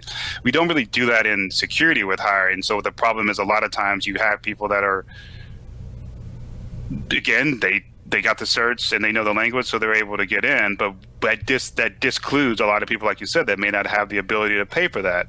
What do you do if you're from, one of the things I'm attempting to do with my own time, is once the range is available, work with more inner city schools, work with more rural institutions, to try to get more people introduced to it from a practical perspective. So when they understand how to actually do this, again, hands on keyboard, they can speak to it. And when they can speak to it, applying for those jobs, or at least getting the interview, they can ideally and hopefully, and I'm still working out how to do this, but hopefully they can be at a position where they can say, hey, I did this practical exercise in this range. I know I'm good in these areas of security. This is what I'm interested in, and hopefully that's like the stamp of okay, well, it seems like they know what they're talking about. Let's get them in and we can work on the interview process throughout there. So you move away from let's carry on with this personal stuff. And personality is great. You want to be sure the person you sit next to isn't a psycho, but you want to also know that, hey, everyone's kind of getting a fair shot. You're not just hiring people because they look like me or because they have this cert. So I think in a lot of ways, when security hiring kind of moves kind of the same way you do for software development, it's either you have to prove it, you have to prove it on site, and then that makes a big difference. The second aspect of it is really introducing security to other parts of the American economy or American societies that don't actually have that money or that background, right? I love oh my God, what is his name? He's one of the SANS instructors. He's out in Kentucky. He has an organization that basically does cybersecurity training and education in rural Kentucky, and he's from a rural area, a coal mining town. I cannot remember the dude's name right now. I know the name of the organization, but something like that. It's he's from a rural area, basically goes to rural areas. They don't have computer science classes in the high school class, and they may not have computers, but he goes there at his own free will and time, and helps bring education from a cybersecurity perspective there. So kids, their high school or their middle school, oh wait, I can maybe do this for a living. This is what I need to learn from a math and science perspective, and this is what I can continuously do on my own from a cybersecurity perspective. And then maybe I go to school, and boom, the spark has been lit. They get a degree in CS or whatever it may be. Or it's something where they say, screw it, I'll just go straight into the workforce somehow, right? Again, a lot of times you don't need a degree to go into sysadmin or networking. You can go find jobs at Knox all day. So it's really kind of introducing cyber to those communities that don't have those resources, and I think that's something one of my personal goals is really trying to figure that out. Who can I work with from a nonprofit side to introduce what I've been building and say hey, well, let's go sit down with these 8th graders or these high school kids, and try to tool them up. And then the third area was really what do we do about the people? Yeah, there's a big gap in security. Majority of security is mostly white males. Everyone knows that. But if you really are serious about changing that, what are you doing to incorporate people that are like moving from career changers and bringing them into the field and increasing those numbers, right? Like if you look at some of the jobs that are going outside the window, not to sound like Andrew Yang, but a lot of the jobs that are going out from like an automation. I love that guy, by the way. He's awesome. Andrew Yang. Yeah, it's crazy. Like I don't understand I won't even go into what the heck the DNC is doing, but it's like we're back at Biden now, huh? Like that's just it's basically what it looks like somehow. Anyway, I'm sorry that I pushed you off the track on that, but I had to make a comment on that because I so wish that he would have a chance at presidency, because like that's the kind of people that we need to take reins. And I don't want to turn this show into political right now, and so I'm going to end over there. No, but I mean, I'll say something. Screw it. Yeah. Because like the thing is, I think a lot of people don't like the truth. Like what he was saying was like the dead honest truth. It's like, whatever your political beliefs may Persuasion, be. yeah. Mm-hmm. Yeah. If you're at this helm of like immigration is the main problem, it's like it's immigration of machines that are the problem. Like the reason why certain jobs are disappearing or certain pockets of the economy are shrinking across certain areas of the country is because automation kicked in, and yelling at a group of individuals or throwing animosity or hate towards a group of individuals because you see them as taking a lower pay for laborer jobs is not the answer to the future, and it's only getting worse. And it's almost like people just ignored him when he spoke. And like he's like, it astonishes me that he had the numbers. Like he has the numbers, and he's telling you, hey, this is what's happening to the economy. Here's the percent of jobs that are gone. Here's how they've been made up from an automation perspective. Here are the top companies employing automation, and these are the sectors that are going to fall down like dominoes over the next 4 or 5 years. Yeah. And people are like, okay, dude, like okay, whatever. It's like it blew my mind, and it's like, nope. I was like, in a couple of years, we're going to look back and be that's like, going to be the reality. Should have listened to him. Did you see his? Did you see his? He was on Joe Rogan's show, and I love how, because they had the time. See that.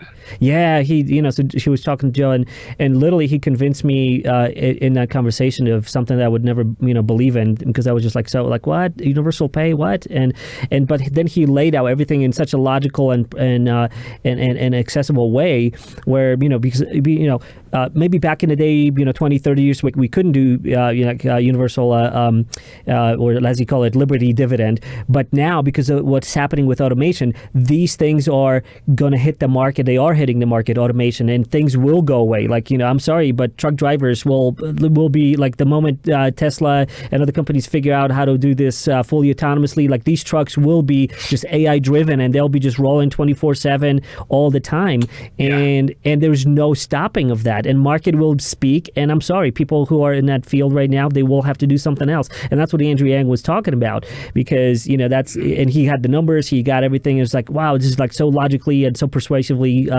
and so comprehensively laid out, that I was like, wow, like I would love for that man to be in as a president and try to put us back on that path. But it's I guess maybe not this time. Grandpa Biden, man, it's like that's where we are. I mean, it is what it is, but I liked Yang a lot. Like it was just one of those, I don't know, it's like the most logical person, at least like I said, I'm like 36, and he's not like that much off from me from a age perspective. I'm like, man, that's like impressive to see. Like it again, is. He's like, and he came with numbers, and it's like he's not making this up. He's not like, I don't know how much it's going to cost. He's like, no, it's going to cost this down to like a cent, like 10 cents, like down to 10 cents. Maybe off a dime. Like he's like that sure of it. So it was pretty amazing. The mind. It's pretty amazing. So let's get back to what we were talking about. So diversity in this field, and what else can be done in order to kind of draw these, like this. This is just a slight sidebar over here. There was this movie, I forget, it was like Star Pilot or something, like old movie, 80s. Like there was this arcade where kids were like playing and playing a game, and this one kid was like super good at it, and he had like top scores, and these aliens came down and essentially picked him up because he was like such a good pilot, right? And he had the chops to do this, and it's kind of, that's how I kind of envision how the security field and other fields that are lending themselves to this would benefit from something like that. And in part, it is done. In like SANS has like these capture the flag and events and even cyber ranges where people can just kind of try things and see how good they are and how they learn and go try it again and again and again. And that thing kind of elevates them all the way to the top, and then you can kind of pick from that. And that is all, race and nationality and where are you from, all that blind, because it's all about the results. Like, did you get into that box or did you defend that box? And those those things don't lie. And so I'm very hopeful that through things like that, we will be able to basically bring the experts despite whatever their backgrounds are, because it's just so it's just so transparent in terms of like, hey, you have the skills, you've proven, here are the numbers, here's the metrics. But we still have to get them to that point, right, of educational access. So, but on that end, it's still kind of good that, there's a lot of stuff that's for free. And you got a lot of open source tools that you can really utilize for these things, and a lot of things that are like, ISOs, they can download and just run a whole environment in which you can play. So there's a lot of things right now that are like so accessible. And that's why I like Cyber Patriot a lot. Like, if you think about the model like Cyber Patriot does, they're going out to middle schools and high schools, and they try to expand to like other underrepresented areas too. Like, I've been on this like kick of like, and I keep talking to people from there. I'm like, I got to figure out a way to work with them, but it's time. You're trying to run a company, you're doing a day job, and wife and kid, but like, I think if you apply that, like, so me as like an African American, if you can work with like something like Cyber Patriot, right, and you find a way to connect with like kids, I'll say Chicago because everyone knows Chicago's violent. I'm not from there. Actually, Nico's from there. But you think about like a Chicago, not to say Nico's violent. Nico's awesome. What's up, man? But if you think about like an area like that, right, where there's like crazy poverty, a lot of violence and whatnot, what happens if you get to those kids in the middle school time frame, right? Yeah. Before they get like 17, 18, and not to sound unfairly realistic, 17, 18, it could be, it's a crapshoot at that point. They're already like, about to be out of high school. What they're into, whatever they're into, is going to be hard to swing them out of that. But if you can introduce something, not just like cybersecurity, programming, STEM at like the early age, and give them that type of outlet, what could that look like for us? Like, I'd say that's the one thing like the Chinese and like the North Koreans kind of get right. Not to say like I'm an advocate for any of those repressive regimes, but they start scouting in like elementary and middle school. Like, they put you on a path like super early. It's like, hey, you look like you're good at science, Mr. Fourth grader. Here's what you're gonna do, right? And they do it like so early, And I think if we apply that to communities, especially communities of color or underrepresented communities or poor communities, low income communities, imagine the turnout you could have from a workforce development perspective if you got like, let's just say 40% of majority of the people in the country that make below like $40,000 a year, right? If you could grab those kids, introduce IT, STEM, security to them, maybe they don't get a scholarship and go to school, and maybe they take out student loans, or maybe just maybe they do like a community college for like a year or two and go straight into the workforce. And I think that's what I did. I think that's what's gonna be, I think that's what, honestly, like, I work with a college here in Massachusetts, Mass Bay Community College. They have kids and career changers, older individuals that are taking cybersecurity courses, getting introductions into like cybersecurity certs, and then directly linking them to work. It's like, okay, he's getting the education or she's getting the education, time to go to work, right? Versus nothing against a 4-year degree. Obviously, if you can get it. But at the same time, there's no guarantee you're going to get a job. I know people that have degrees that are still searching for work, right? Or doing something totally outside of their degree level. But when you go to community college, it's like, hey, I know what I'm going to do. I'm here to like get what I can and go straight to work. And I think when you start to like bring like all those three different things, like get into kids at a younger age, get into those kids in those poor communities. Maybe they can't go to Harvard because they can't afford it, or maybe they don't get a scholarship, but community colleges are very cheap. Community colleges give you real world experience because they're likely going to hook you up with a job, and then you go straight into the workforce. So now you graduate, you're 17. Now by the time you're 19, you're working in an actual role, and you don't need a 4-year degree to go work for most government agencies. If you're going to want to go work for, from a cyber perspective, for some of the government agencies or national defense side, you don't need a 4-year degree. An associate's degree will get you there. Yeah, and it's in fact that's with computer security and programming, things change so fast that by the time you're going to get your 4-year degree, Comp sci, if you do computer science, it's going to give you those kind of good, solid things in terms of like, how to program, how to think about like problem solving and algorithms. And so I'm not trying to diss that, because I got my associate degree, and then right after that, I went after money because, Citibank was paying good money to do computer stuff. And so I went on that path. Later on, I got my degree, I got my master's and all of that. But in that space, in computer security and IT, you really don't need a degree to prove that you got knowledge, because you can really just learn that and show your hands-on experience, and it's testable, and it's something that people are like, wow, okay, this guy can configure Cisco routers and can hook up the cables and do that and configure that and scan that and provide this report, and you can do all of that and learn all of that on your own, like literally, from open source stuff you can download and learn that thing. And then later on, if you want to have that 4-year degree and whatever, you can do that in parallel with your job. There's a lot of options to do that right now. And so this kind of segues us into this conversation of advising younger, crowd, younger folks coming into this, guys and gals that are considering things. This is a sort of like word of advice from Jay and myself over here, that that is one of the vectors you can get in. Get knowledgeable about things that you're interested in, like especially within computers, within computer science or computer stuff, and that can land you a job, and then you don't have to be indentured to a student loan that you're going to be paying off for 10 years or 20 years. You can do that in this space differently. Yeah, and I think that's like the big thing. Like everyone's path is different, but you don't need to go that route of, again, nothing against 4-year degrees, but like it's expensive, like you said. I mean, you can make that choice. That's one of the reasons I decided to kind of quit school. I mean, not just advocate for it, but it was like, all right, well, yeah, I you're doing academic scholarships or you're getting like partial money, but it's like you're still having to pay back a decent amount, and it's like when I got offered the job, I was like, well, crap, if I can cut off like 50 grand of debt and make 60 grand a year, that's kind of like a no-brainer in my mind.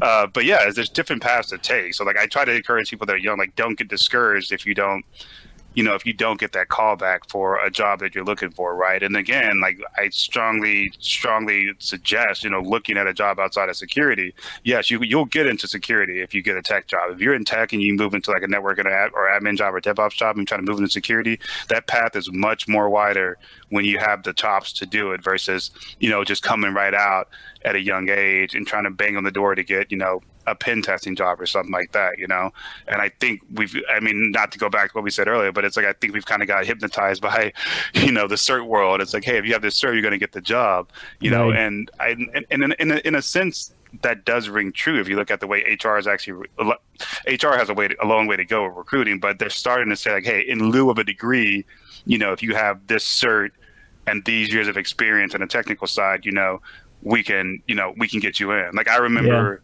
actually a funny story. I was at Sands one year. I think I was doing 503 or something like that. And at the time I think I was looking for a new job or something like that. But typically at the end of the Sands course, over the 5 days, they break you out into like a capture the flag type of thing, and I was one of the younger people on the team, but I was literally like, okay, well, one person should handle memory forensics. You're going to do that. Another person, we should look at log analysis. You're going to do that. Me and him are going to look at like some of the signatures we can create with the tools. And then we're going to try to scan across the environment. Like I kind of like broke everyone out, went into like IR commando mode. And we ended up winning, we ended up winning, And one of the guys was like a director of some security at one of the big four consultancy firms. And he was like, hey, he's like, oh, no, you're in New York. I'm in New York. We're definitely hiring on my team. Why don't you come in? Keep in mind, I pretty much led everyone to like victory, right? Like legit led it. This isn't like an ego thing. Come in, interview there. Everything goes well. Come back second round. Everything goes well. Right as they're about to offer the job, they're like, hey, by the way, we saw you didn't fill out the education part. Can you give us your degree credentials or whatever? And I was like, oh, I don't have a degree. I didn't finish school. And they're like, oh, yeah, sorry, we can't hire you. And I was so like, sad. wait, what? I was like, wait, what? I was like, what are you talking about? And they were just like, yeah, yeah, you like passed everything with flying colors. You're good to go, but you were good to go, but you don't have the degree. And I just remember thinking like that's the dumbest reason not to hire someone ever. Like it's like obviously the chops are there. It's Passion's there. it's the old way of thinking, because like that paradigm has been so long within our society that this is what it means to be educated. You got to go through these 4-year institutions and then get this, get that, and so on. Versus so it's a very myopic approach, because you're not like, hey, you have someone who proven to you that they just go in and they hit the ground running. They don't need that degree. I mean, that's just kind of like a checkbox for someone over there, right? And it's a sad situation when something like that happens. Yeah, I always like make the analogy of like there was a show on History Channel called, I don't know if you've ever seen it, it's called The Men Who Built America. No. But it's an amazing show. It started like 2 years ago or 3 years ago. So actually maybe like 4 or 5 years ago. But basically, yeah. So the first season of it, it's like it's called like The Men Who Built America. And the first season is like Rockefeller, J.P. Morgan, Carnegie, and Vanderbilt, right? The guy that did like the railroads, the guy that built the railroads, the guy that bought energy, the guy that pretty much bought oil to the front line, the guy that bought steel to the front line. Yeah. All of them, no college degree. Every single one of them. Colleges were around then. No college degree whatsoever. And those were like the wealthiest men kind of in the history. I mean, even in our modern age, I mean, look at, Steve Jobs, Bill Gates. There's a lot of people that, they knew exactly what they wanted to do. And just spending extra time in a college was basically because they had that entrepreneurial spirit. That's another factor that you got to kind of, put out there for some of those folks, that they had that business drive to develop something outside of just like being a staffer like being a resource at a company. And this brings me to your company, Null Hat Security. Why did you start it? When did you start it? What have you learned from this whole experience of starting a business? Because that's a journey, in its own right. Yeah, I mean, the primary reason I started, I was working in I'd moved from Sweden to Boston a couple of years ago. I was working for a big pharma company, and at that time, like I mentioned before, I was kind of starting to build out like training for them, and I kind of sat there and kind of did the math with like, well, if I were to have a company and charge XYZ dollars for training across 20, 30 people, what could I get out of it? And that was part of it. And another part was really understanding, again, going back to like the practical side of like interviewing. Like I would interview people, and I didn't think they were a good fit. And then I had a boss who was like, well, I'm under budget constraints. I've asked for money. I got to hire him, and then he would hire these people, and then I'd be almost forced. I wouldn't say forced, but I felt forced because I'm not going to set someone up for failure on a team where I'm like a senior member, right? So if you come in and maybe your knowledge level or skills levels aren't here, but I can help you get here, which makes you a better defender, which means you can have my back in a stronger fashion, because if something goes wrong, I have someone else that can help me out. That was at least my mindset and I wanted to, the more I thought about that, I was like, maybe I can just make a company and build out like a product for this, specifically like a cyber range where we can actually ascertain where someone's skill sets are before they go into a job. So now you know what you're getting into. Yeah. But also one of the third reason was really I was in a role where, sometimes personalities clash, but I was in a role where it's like, I don't know if you've ever been in this before, but it's like you're on a team, but it doesn't feel like your manager's on your team. Like it's a weird thing. It was just like a weird, I don't know how to describe it, if it was animosity or whatnot. I'm pretty friendly at work. Sometimes I'm heads down because if I'm focused on something, I have horrible ADHD, but once I focus, that's it. Like once I kind of drill down on something, like I kind of like hyper focus and not just focus on that. So sometimes I may not talk, but I'm generally fairly nice and pleasant at work. And it was like I was just being told, no one likes you, or you're not really management material, even though I'd already been in management roles, so, which was kind of strange. But it was like, I was kind of being told this. And then when I kind of reached around, I was like, all right, well, I'll try to get some more feedback from my coworkers. And when I did that, and everyone's like, no, I think you're fine, And I was like, okay, is this really coming from them, or is this coming from like this dude in management who maybe has a problem with me, or maybe is, I didn't think about it at the time because I wasn't too concerned about it, but some people were like, well, it's more like maybe it's intimidation.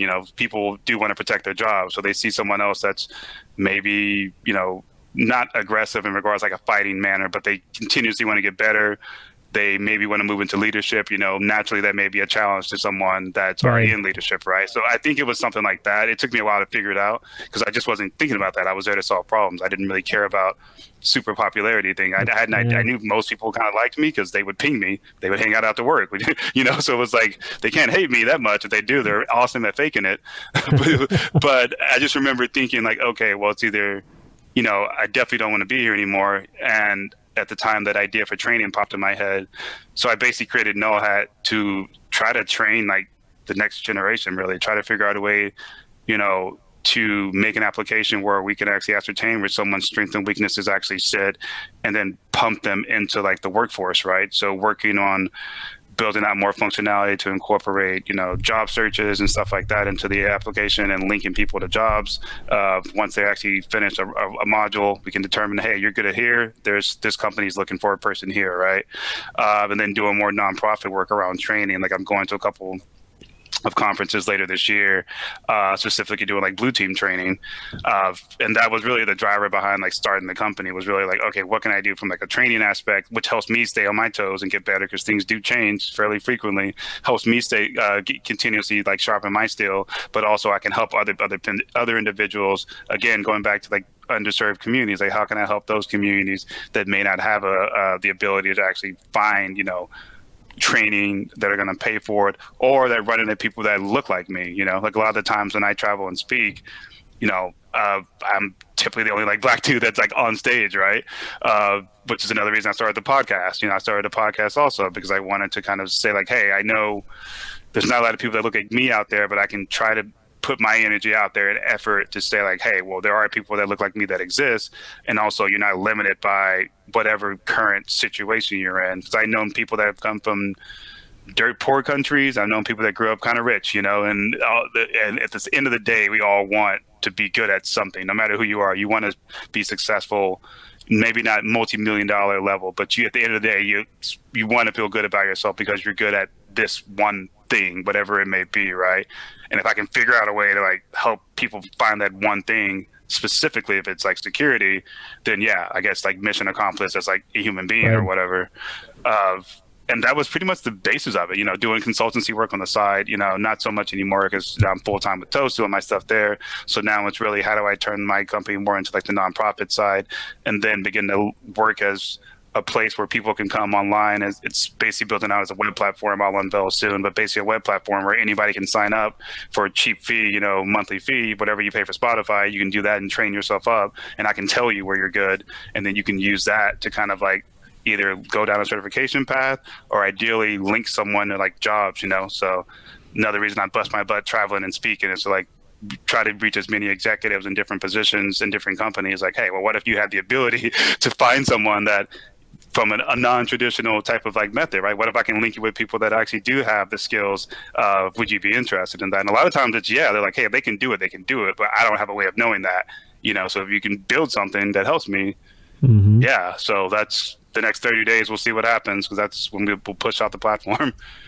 And how, so first of all, this is an awesome thing that you're doing. I'm really glad that someone like you is took this bull by the horns and is running with it because it is so needed. And like when I'm talking to Nico and talking to my friend DJ and he's doing a lot of stuff in cyber education as well. And so we constantly, we talk about these things like how can we make this into something that people get excited about even trying, kind of almost like gamifying it. So people that, you could start people, like you said, like, here's a, fourth grader, eighth grader, start this cybersecurity even like different, like try to gamify some of it so that it looks like a game.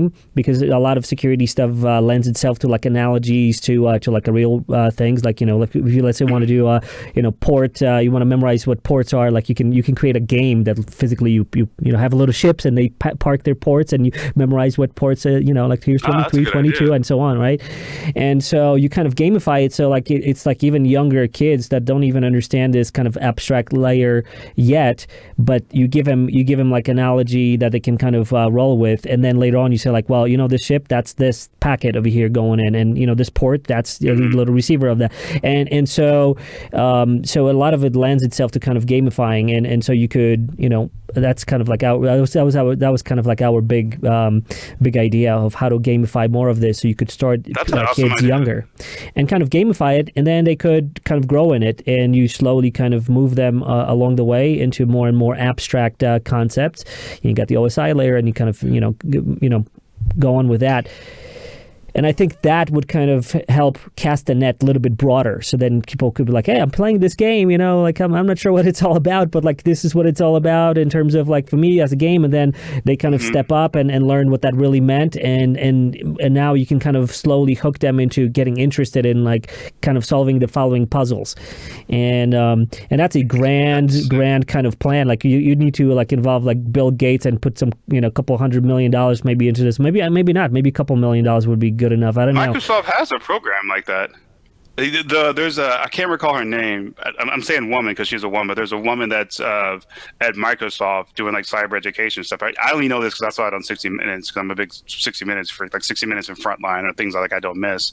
But she was on 60 Minutes and it was she runs this program out of Microsoft and she's tapping into like elementary school kids, and they figured out a way to kind of gamify that, not to like the level you're speaking about, but from what I saw on that 15-minute segment, it's just like that. It's like, well, we're not going deep into like, okay, here's malware. It's like, well, what does a normal piece of software look like? And let's put some shapes or a story behind it. Well, what happens when the software changes? And now you introduce like this villain, that villain is like the malware, right? So how do you kick the villain out? And it was really kind of fascinating. I think Microsoft goes out to different areas and does that. But yeah, I think that's the way to do it. Again, you have to think about this kind of goes back to what Andrew Yang said. There's like what 40% of the country or like 60% of the country makes like about $40,000 a year or less.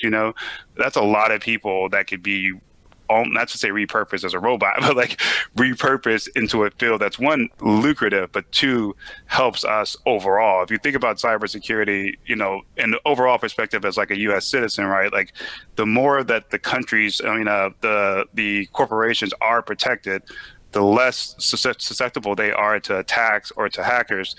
The more profitable they are, the more they pump into our GDP, the stronger the country is. If our corporations start going down left and right, we're losing money, we're losing taxes, we're losing that percentage of GDP. And not just like a pure capitalist, but it's like if you think about it from that side, you're actually doing your country a favor in a lot of ways. The more corporations are successful, the better it is for everyone. And some of these corporations are smaller, like they're SMBs, right? So if that corporation goes down because someone hacked them, they fall victim to ransomware and they can't come back up, 14 people just lost their jobs, right? And they had nothing to do with it. They have no idea what to do. They're not in this field. They're not in this game, And now that's 14 or whatever number it is for that small, medium company that are just completely out of a job and screwed because, they didn't have anyone to help them out, You start to put on that hat, at least when I say like pure defender is what I like to say, of like pure defender, internet defender. It's really how do you actually help a lot of people that can't protect themselves and sort out this mess that's going on online.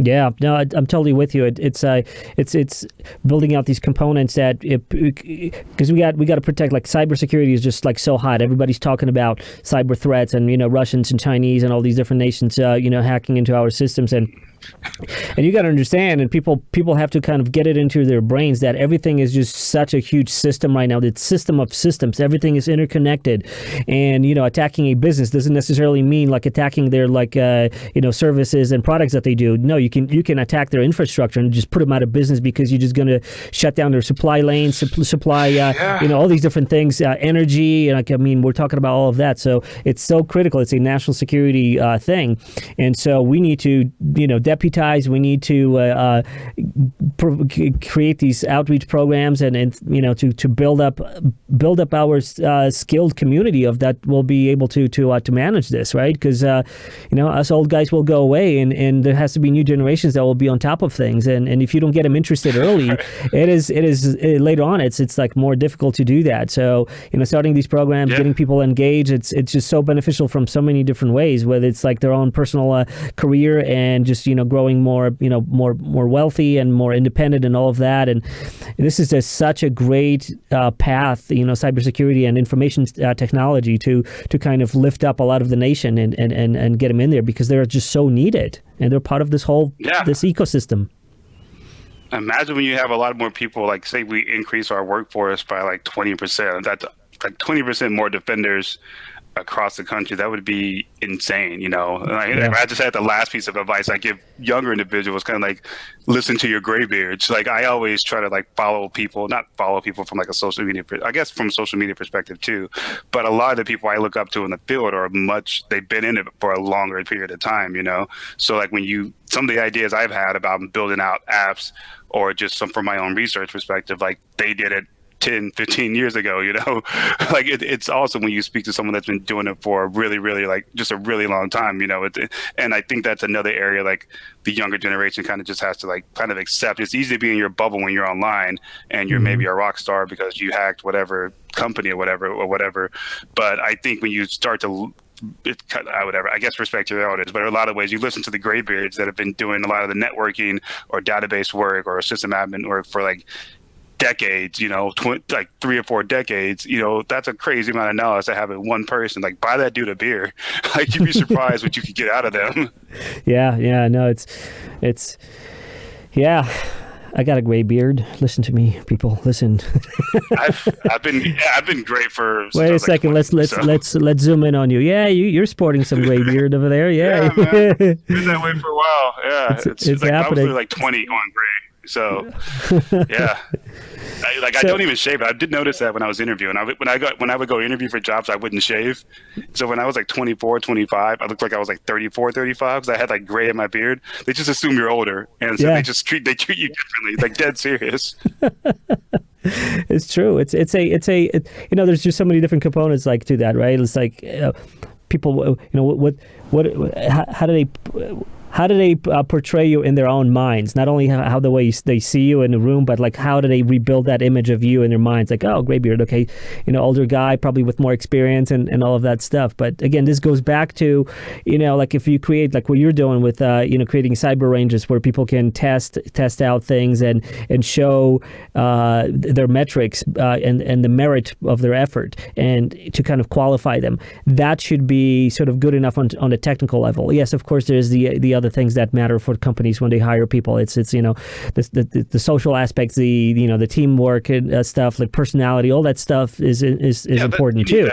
You need that as well. But if you're going to hire someone for like purely technical things, then testing out on the technical things should be the only metric that you should be satisfied with, right? And everything else should be not there. Yeah, that's it. I mean, not to like try to plug the product that's not even out yet, even though it's coming out, but at the same time, it's like, imagine what that does to like the hiring process if you remove that bias. It's less like, hey, I don't know if it's a man or woman, black, white, Asian. I don't know who they are. All I can see is the results of how they performed in this lab environment. That's right. I don't care if you're green or blue or purple. If you're gonna show that you can defend this, you can do this, then none of these things matter. And I think we're slowly kind of getting there. I hope that corporations realize that, because that person that you might be consciously or unconsciously biased against may be the person that's going to save your company. That saves like from someone getting in your company and encrypting all your data and basically putting you out of business. And so that's the kind of mindset that people have to, reform in their brains. So they're capable of like accepting people that they would be like, oh, well, like some kind of bias or, whether it's racism or whatever, because they have to look at the value added on the metric, on the merits that these people bring in. And what we do in this field, like what you do in this field in cybersecurity, it's so measurable. It's so you can demonstrate it, That's the beauty of it. There's no faking it. Yeah. So what's next for you, man? What's next with you have a full-time job, so you're doing that, but you also are developing Null Hat Security and working in this sort of like the space that you described and doing some of the stuff to bring in more folks, getting them interested in this. What are some of the things that when I'm going to talk to you in 6 months or a year, like what can we expect from you going in there? Like what are the hopes that you have for this, and paint the future a little bit? I mean, hopefully, roll out the platform over the next 30 days and we get some decent signups, right? And then we can figure out if it's, teeth to stake, if like, hey, is this going to work in regards to like helping change the dynamic, and that's what I put a lot of my energy into like the last 2 years with building this out. But also, one of the things I've been looking at more and more is like, how do I actually move into more nonprofit work and work with different individuals. I recently joined an organization called Cybersecurity Nonprofit, CSNP, and like on the board of directors for them and the East Coast Regional Director. And like we're focused on like reaching out to different communities from a training aspect. So if I had to put it in buckets, career is great. That's one. Day job. Two, building up something that I can put my own name on, building out my brand and help change an area of like security, so especially like hiring and getting more people into the field. That's bucket two with Null Hat and the range. And then bucket three is like, what can I do from a nonprofit side? Like, who can I work with in regards to actually going directly out to those communities and talking to other people? Like, what can I do to like keep representing more like change in the field? So like, I know for this year I have a couple of different speaking engagements lined up, like some in the US, some in like Johannesburg. I'm waiting to hear back on one in Sweden because I definitely desperately want to go back there in September for a conference there. So it's really like continuous, like what I say to people, especially people that are more minorities of security. I've gotten arguments with people about this, but it's like, well, if you want there to be change, you kind of have to go out there and be the change. So if you're upset that there's not enough, whether black and brown people in leadership roles in cybersecurity, like what are you doing to put yourself there? If you're upset that there's not enough black and brown people speaking at some of these conferences, well, what are you doing to put yourself out there, right? And if you want to put yourself out there, you have, not to say a soapbox, but you have this like stepping stool that you can sit down or stand up and say, okay, well, I'm here. How do I bring other people up, right? Like a good example is like when I was at SANS Blue Team Summit, the co-host from my podcast, Douglas Bryant, who does IR stuff in Florida, he submitted a talk. I had to push him to get a talk. He's a very introverted individual. He's not like, I'm very loud, extrovert, not shy. He's very like, internal type of person. Really cool guy, super smart, like great guy. And I was like, dude, you got to talk at Blue Team Summit. Like if I'm we're in the same podcast. Mm-hmm. It'd be great to see another like African American there. And of course he put in a talk and he like freaking crushed it. Like crushed it. Like it was his very first talk ever. Keep in mind, like very first talk ever for security, and he does it at the SANS Blue Team Summit and gets like a crazy amount of great feedback. And then now he's like, okay, I think I'll have to get out there a lot more, right? And like, not to sound selfish, but that made me feel like great because it was someone like he wouldn't have done that. Maybe he would have done it on his own. I can't say he won't, but the fact that I know I was pushing him, Right? I kept, yeah, and he's on the podcast with me. He can't ignore me because all I have to do is wait until we're on air and bring it up, So, but that was like such like a cool thing, and I love to see like more of that, like more individuals, not just speaking and pushing each other from a diversity perspective, because I think diversity falls flat if no one's actually like, doing anything. I don't think this whole, I shouldn't say whole, but I don't think what we're saying about diversity and inclusion, this isn't going to be a thing in 2 or 3 years. In some ways, it's already dying out, right? So it's like, well, what are you doing to actually like bring something to the forefront besides, complaining on Twitter that, the industry's racist? Are there racist people in the industry? Most definitely. Have you never hung out on forums or chat rooms? Of course there are. Right. Some of those same people are in like jobs just like you and me. But at the same time, it's like, what are you doing to change it? So over the next year, I would say, finding myself in the position where hopefully we got people in the range. I've connected a couple of people with job opportunities, and then I'm actually working with other communities that are kind of pushed in the shadows to bring security. So if a year from now, if I'm working with other communities, I've helped some other people either go to college or get a job, again, I'll consider that a win. What would be the magic if I would give you a magic wand and you could create anything out of thin air with it in this domain? What would it be to kind of would it be like connecting with someone huge like Bill Gates or one of those giants to kind of do an infusion and kind of propel you to the stratosphere super fast, doing what you're doing, building these cyber ranges and spinning up this whole system that you described? Or would it be something else that would take you to the next level outside of what you're doing, just kind of building it yourself? That's a good question. That's if I had a magic wand. This is a selfish answer. It would be that whatever I do here with the Null Hat perspective, I can spread that to other parts of the world, right? And in some ways, I've kind of taken that task on myself. Like in June, I go to South Africa, and I'll be down there doing like a 2-day training and speaking at a conference called IT Web Security Summit, right?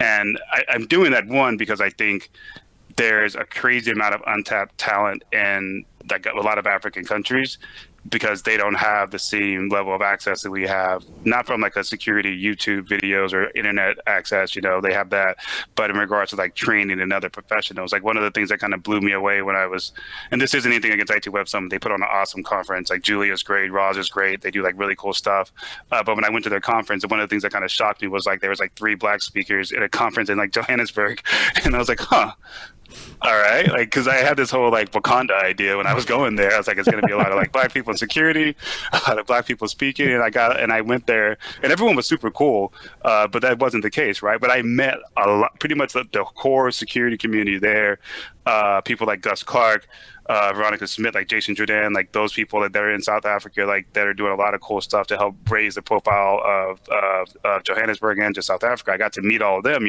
which was really, really cool. But if I had to wave a wand, it would basically, I mean, money's great, but it would be like I have a bigger impact across other places outside of my, eastern seaboard of America or just in America, right? Like it's something where whatever I'm trying to do here, that impact is replicated across, whether it's Africa, Europe, Asia, whatever it may be, like wherever else I can go and like help other people. And there's a lot of places outside of like the US that, again, as defenders, like if you can help defend and help the internet as a whole, the better it is. And if other countries get to the point where they're defending themselves adequately, what does that do for like the cybersecurity ecosystem? Like where can attackers hide when they're at the point where I can't go roll a bank in the U.S. anymore, so now I'm going to go try Africa. Oh crap, the Africans have caught up. I can't really roll a bank there. Now I got to go to Belgium or whatever, or I got to go to India. Crap, the Indians have caught up. Now I got to go somewhere else here, right? So the more we up our game and the more impact we can have as like experts in the field, or I guess experts in the field, if you can make that type of impact across different regions and help other individuals that aren't where we are, especially as US cybersecurity ecosystem, a lot of countries aren't where we are, but if you can use your knowledge to kind of help them out, like what does that do overall of like the landscape in like 2 or 3 years?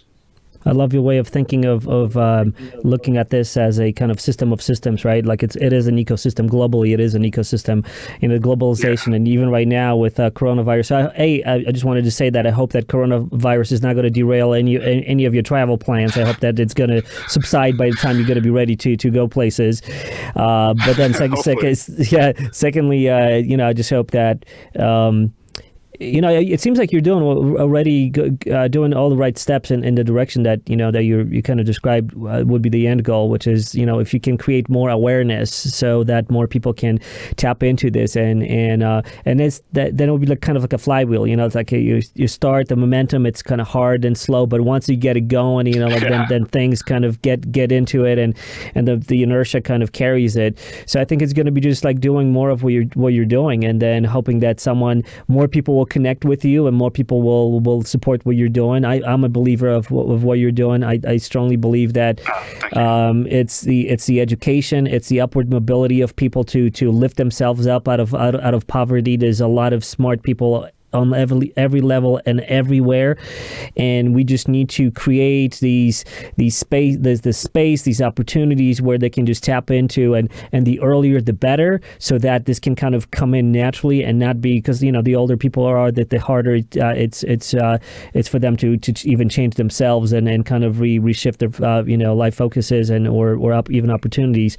But if we start earlier in education and what you're doing, the cyber ranges, those are like the tools, the key components that you need out there, and people to know about them, because a lot of stuff is already out there, and what you're doing is going to be available in a month or so, but like people need to know about that, and kids they have to be willing to try it too. So it's like, again, building that awareness, building that mindset, so they get in on that track, and once they're there, we just have to kind of help them propel and build that momentum, so then they can just like, oh wow, I really love this, I really like this, I like this kind of problem solving, I love this, I like what the opportunities will come out of that, and so I love what you're doing, man. I wish you the best with it, and hopefully some people who will be listening and watching this podcast will reach out to you, and we're gonna leave show notes and everything, but your contact info, you have nullhatsecurity.org, which is your website.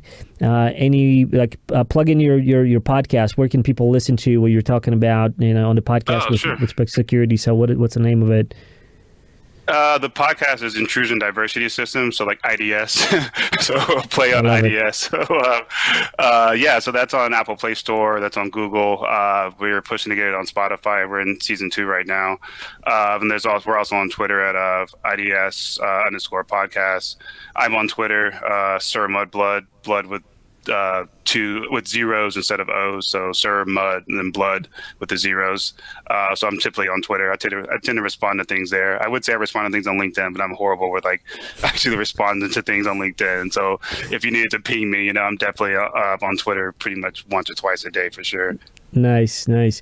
I'm not sure if we left. It was just so good talking to you, man. I feel like we could talk for like hours because there's just like this. This is such a huge Yeah, space, you too, man. and you are just such a I'm really enjoying this conversation. You're super smart. You're doing all the right things.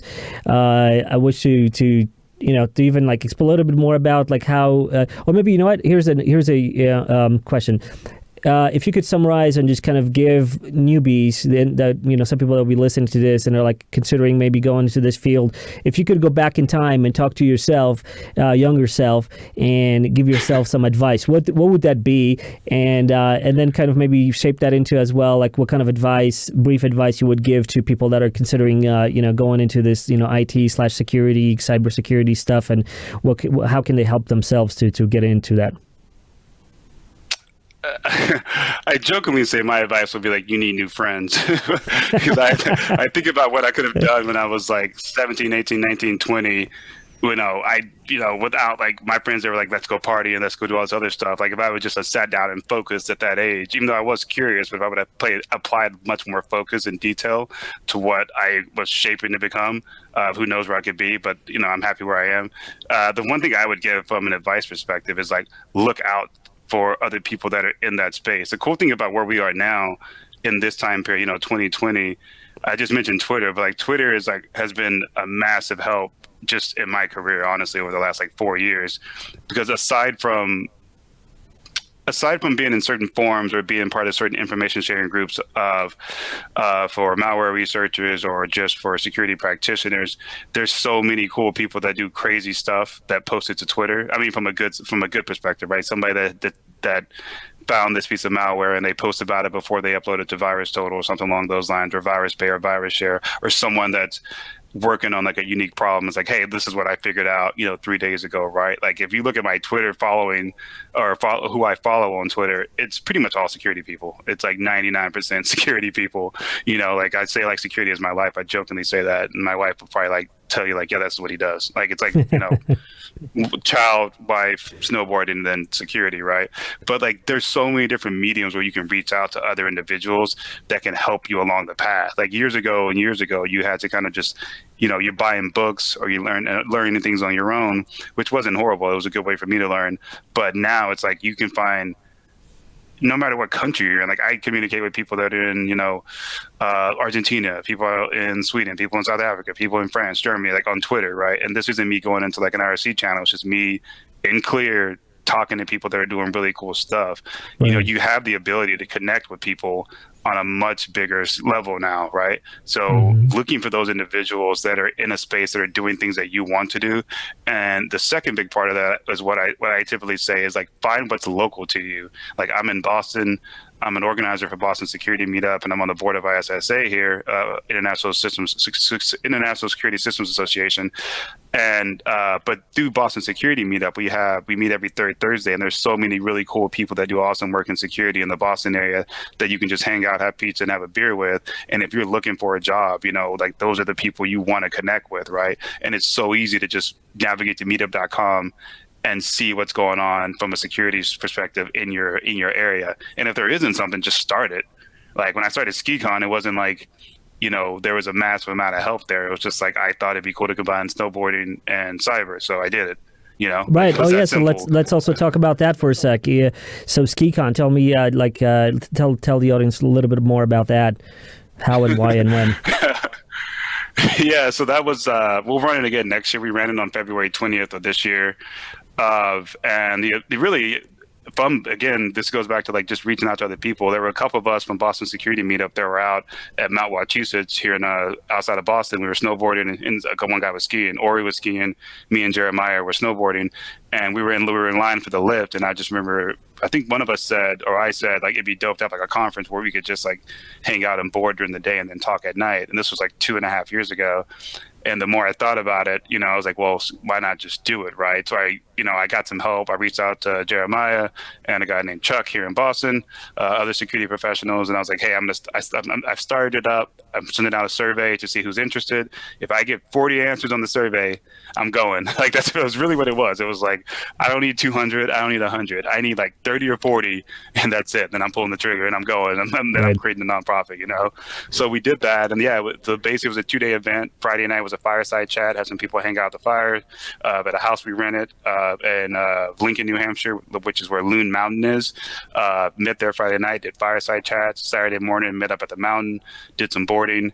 And then Saturday night, had some pretty cool talks. Had like 6 people speak and like a panel, and everyone seemed to enjoy it. I actually got hurt that Saturday, so I had to go to the ER because I banged up my knee. So I did the welcome commencement and missed the whole thing. So I hear it went great.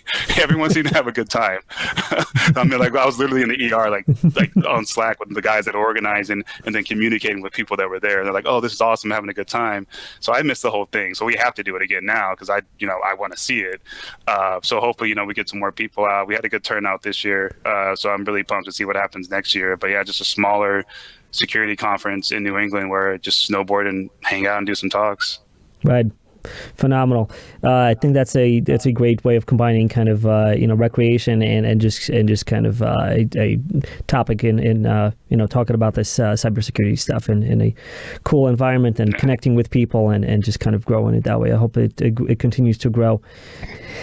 No, wow, this was an awesome podcast. I really enjoyed it. This is kind of a space that it's kind of near and dear to my heart, and a lot of people I hope you get interested in cybersecurity for your personal development, for your for your career development. It's a great place to be if you want to lift yourself up and do something that's going to bring you to the next level. Whether it's on a challenge, because that's definitely a domain that can challenge you as long as it's just continuously growing, continuously changing, continuously challenging people. So it's a great place if you have that kind of gene in you that it kind of pushes you to kind of constantly be challenged and grow, then this is definitely a great space to be in. So if you're not in it, consider it. There's so many easy ways of getting into that space right now, and definitely check out nullhatsecurity.org to find out what's happening in there and how you can help yourself and help others. And this was just a pleasure to talk to you. And yeah, you also. And thanks for having me. Yeah, and I'm going to leave you with the typical question that I have for the guests, which is introducing me to some other interesting people that are interesting to you, who you think would want to be on this show, and kind of sharing their their expertise, their life lessons, their stuff that would benefit other people on the internet that we share all this stuff with. So I'll let you think about that and just pop me an email. But if you want to do a shout out, it's I would love to connect with some people and that are super interesting to you.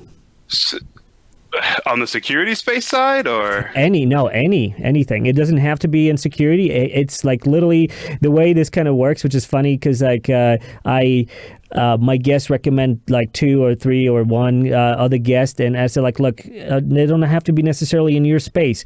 Who is interesting to you? Who has lifelong lessons and is interesting and would be interested in doing this kind of podcast, and who would share their stuff, and that would be valuable to the audience. So that's kind of the criteria. I think I can think of a couple of people. Yeah. You may with Nelson. I don't know if you know who he is. He does like I think he's like a senior director at Target, but he does like a lot of threat intel and malware analysis type of work. Paul's like pretty solid, and Jason Nicola too. Jason Nicola he actually started. Definitely holler at Jason. He started B-Sides New Hampshire. And he's also the podcast host for the GIAC podcast for SANS, or I guess it's GIAC, sorry, but GIAC just started a podcast. Jason's sick. Like those are two guys I definitely would suggest like speaking to. I can make intros there. Awesome. Well, listen, great to have you on the show.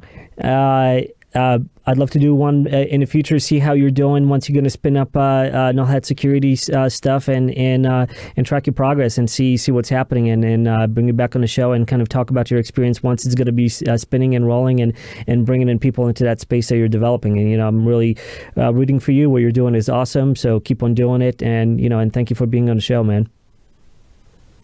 Yeah. Thanks for having me. All right. See you later. Bye.